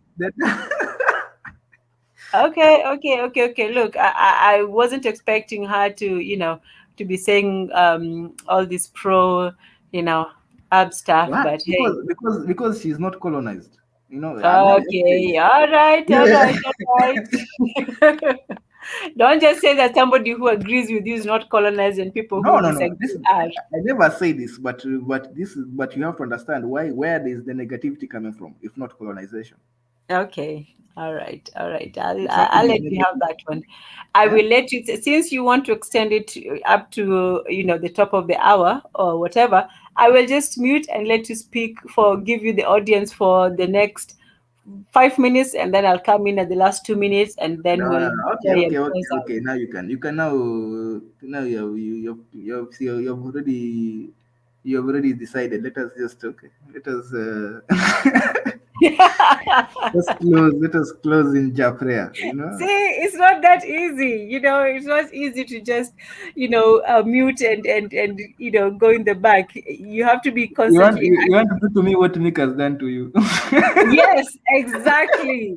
Man, just put up the avatar there and sit back. Go about your business. You're in class, but you're not quite there. You're way asleep. Your mind is elsewhere. So, his picture is up there, but Mika, and then he just left, very quietly. We didn't even see that he was leaving. He didn't even say, "Hey guys, I'm going to go." Like I've been trying to give you hints for the last, I don't know how long. Oh man, now you offended Natnael. Natnael, don't take Yeah, Tezi Nile is seriously. offended because of the hub. I don't know why people. I have been in a commune with them, a lot of Rastafarians, and they are very enthusiastic. So I don't about this hub. I don't understand why. It's not disrespectful when because they make a lot of puns about the hub themselves. These are puns I get from them. You know. So and I know if you I know it might look disrespectful if you don't like that hub. If you don't like the plant, it looks disrespectful. But if you have hung out with people who are enthusiastic about this hub, like Professor Wajakoya, the good professor himself, I suspect he might be a Rastafarian because his party is actually the Roots Party. The roots. We need to go back to our roots. You know? Okay. But Yeah, yeah. So my you brother still have to Nathnael, allow. I Nathnael, heard yeah. Natnal says that colonialism and argumentation are different. So, like I said, just because somebody doesn't agree with you doesn't mean that they are colonized. Some people may have legitimate and valid reasons for not, being a fan of the app. And they might need a lot more convincing. Like he said, you have to bring the statistics, you have to show the proofs and so on. Maybe he has had bad But experience with it, either, look at personally or from observation. look at the you can just scroll up the you can scroll up uh, the chart there. You have the mountain of evidence and data and what is it, receipts, Mm-hmm. so and we have an actually somebody who is actually a medical practitioner who is here, right? And what is it the person saying? So I don't know. Well, The like you evidence said, is look, overwhelming. The Mondatezi. evidence is like way too overwhelming. The only reason, Well, Mondatezi, there might be evidence, but we also say that there are various aspects to this as well. It's not just the economic. There's the religious aspect, the social aspect. Some people might not be very approving of the social aspect of it. Maybe it provides a certain environment for certain characters who are not of the hardworking type. Who knows? There are people who may have legitimate reasons why they disapprove of it. So it might not just be entirely economic. It might not be entirely religious. It might not be entirely. They have the people who really have feel that they have legitimate reasons for how they view the herb. So just like alcohol, not everybody agrees with the consumption of alcohol. Some people even feel that it should be, and for some time, some people campaigned for it to be banned during the prohibition. It didn't work, but some people said that the effects were too terrible to legalize it. And so some people might feel that the effects of marijuana might not be enough to legalize it, and it might be best if we keep things as they are, so we don't increase the problems that are already in society. So yeah, you should also be willing to listen to them. To Let's listen to what Nathaniel has to say about why he doesn't approve of it, why he feels that it shouldn't be something that we take, and why maybe the economic benefits might not be equal to the harm it might do, maybe socially or culturally or personally. Maybe he feels that some people might not benefit from it. Some people might actually harm themselves more by taking it, especially because of the addictive nature of it, or they might not have control no, over okay, themselves. when you say it's addictive, this is something. Actually, I think the statistics are 5% of people who, I think it's 5% of people who take it get addicted. And alcohol, oh my God, now Aboyaka's doing. Oh no, no. Now, See, I'm just trying to you see, Sanity, thank you, sister, for understanding. She's telling you, please let me go. I need to eat and rest. I do, I really do. And Aboyak, greetings and welcome. We're just about to, you came in at just the moment when people just are going to head out, but we still welcome. And please come back tomorrow earlier. At this time, we'll be discussing this in a lot more detail. Tomorrow is the recap, and I think it's going to be more open-ended, so we can go and discuss this and in more depth. But Aboyak says alcohol is made out of waste. Leaves like cocoa carbon use up cropland. Look at the same. Okay, I'm not sure if he's for it or against it. Oh man, Aboyak, I have been here for hours and hours and hours, and before I was here for another couple of hours with the Swahili Nation Swahili session. So I'm not just trying to, to cut the stream short. It's just I am exhausted and I am hungry. Yeah, it would be nice, but I'll be here. I have been here nearly every day. I was here for the Tuesday one. The only one I missed was yesterday. The Tuesday one, the earlier one today, and I'm hosting in place of, it's usually Dr. Professor Beneza hosting today. So that's the only thing. If I could, Mondetezi seems to have the energy for tonight. I wish I could hand the show over to him. He would be. No. I'm not. No, we need to rest so that we can come. This is a huge topic that requires people to be, everybody, should come prepared for this. Yes. Just everybody should just come prepared so that we know that we are talking about a very important hub. That it's and we must also accept the colonial. Here you go. No, you have to say, you have to respect. I was just referring to my brother Nathaniel, that you have to respect. Yes. You have to appreciate the colonial legacy of where its negativity comes from. The negativity of this hub has colonial roots. There is no, I don't know how you can defend that, but that's a fact, right? These are facts. That it was made illegal by. It was not illegal before that, right? Was it illegal? And somebody could also argue that maybe it was introduced by the colonialists as well. Somebody could also argue that. It's not true. Colonialists introduced this. How do you give colonialist? What is it? Is it praise or I forgot the name? Credit for it. Credit. How do you give them credit for this? Special. If you look at it as a good thing, then you don't look at it as credit. If you look at it as a negative thing, then you look at it as. Who made us look at it? That the origin of its negativity. That's what I want to know. We need to investigate where. If you're going to be negative about it, you have to understand where is the origin and look at the origin of its positivity and the origin of its negativity. The people who. That would be actually an interesting one to look at in the African traditions one. So if we don't cover it in full tomorrow for we can cover this for a whole month. But we can go for a whole month on this one. So there's also the cultural and the historical aspect of it. Is this something that was part of our culture, or is this something that was introduced to our culture? And if it was, whether was it good or bad, was it beneficial or not? So when I tell you have already, taken us to the 12 o'clock hour. I'm satisfied. I don't know why we have arrived. I'm ready for us to close and close the night. Okay. Yeah, it is. Now we are on the other side of midnight, so it is time to close. Samira said something.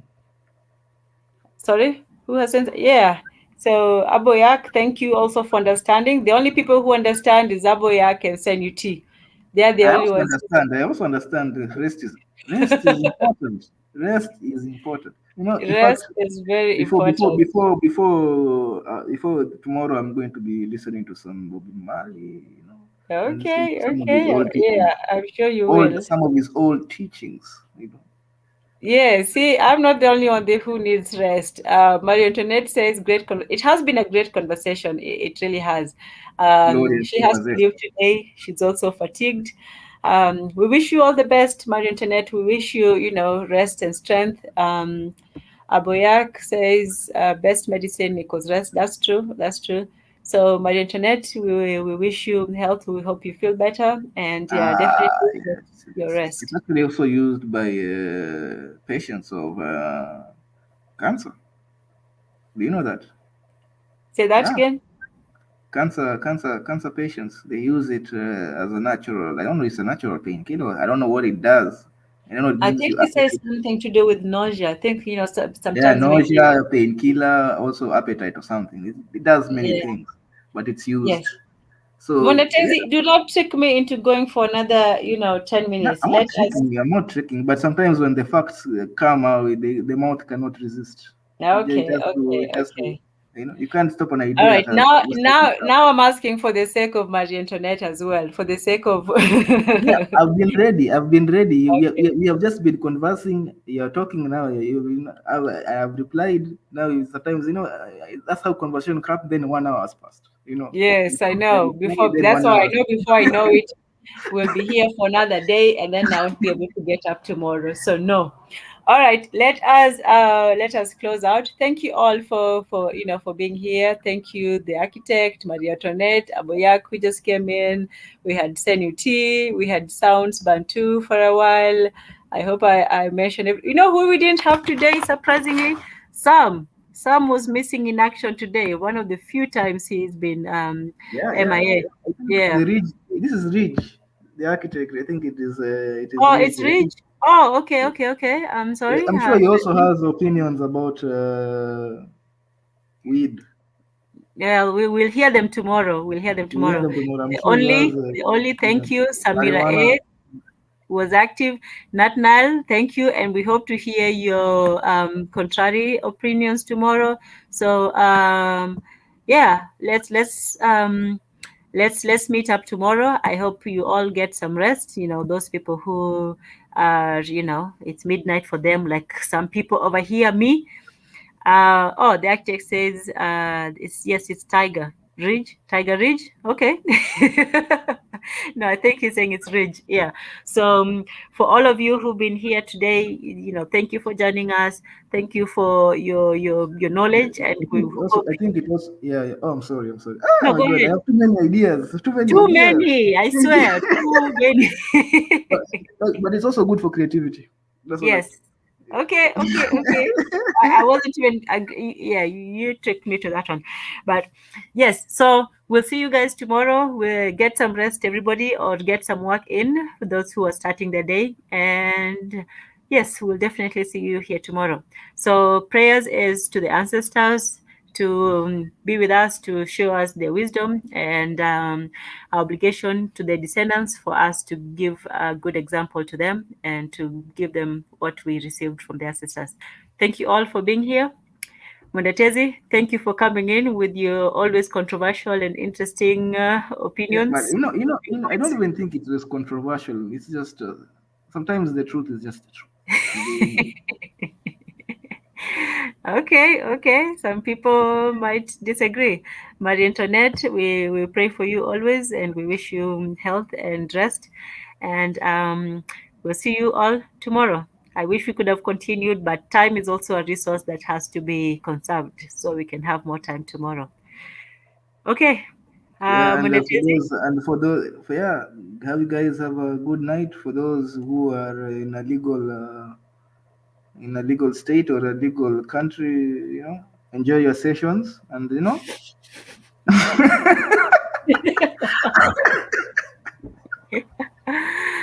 yeah, Tezi, Tezi. I hope it helps you the way you want it to help you, and enjoy the benefits. And also, I've forgotten Yes. the name. I've forgotten the word. I don't know. I need to brush up. I need to brush up on the culture. But yeah, I've forgotten what they say. But yeah, I've raised my fist to you guys. Okay. You heard it from Tezi himself. All right, everyone. Peace, rest, and blessings. Let me ask a question. Oh to you. man, No, Muda it's just to Tezi. you. How do I don't know? I've forgotten. I just want to. It's just. Yes. I've remembered. What? Bless up. I've Okay. forgotten what. Yeah. That was what I can fire. Let's say. Bless up. Peace and bless up to Yeah, everybody. bless And up. also bless up. Yeah. And and rest up as well. All Yeah. right. We'll Bless see up. you. We'll see Bless you up for tomorrow. everybody. Bless up. Yes. Bless up indeed. All right. Tomorrow has already begun for me. We're 10 minutes into it. So peace, bless up, and blessings to everybody. And have a good night and good day. All right. See you tomorrow. Peace. Ending now.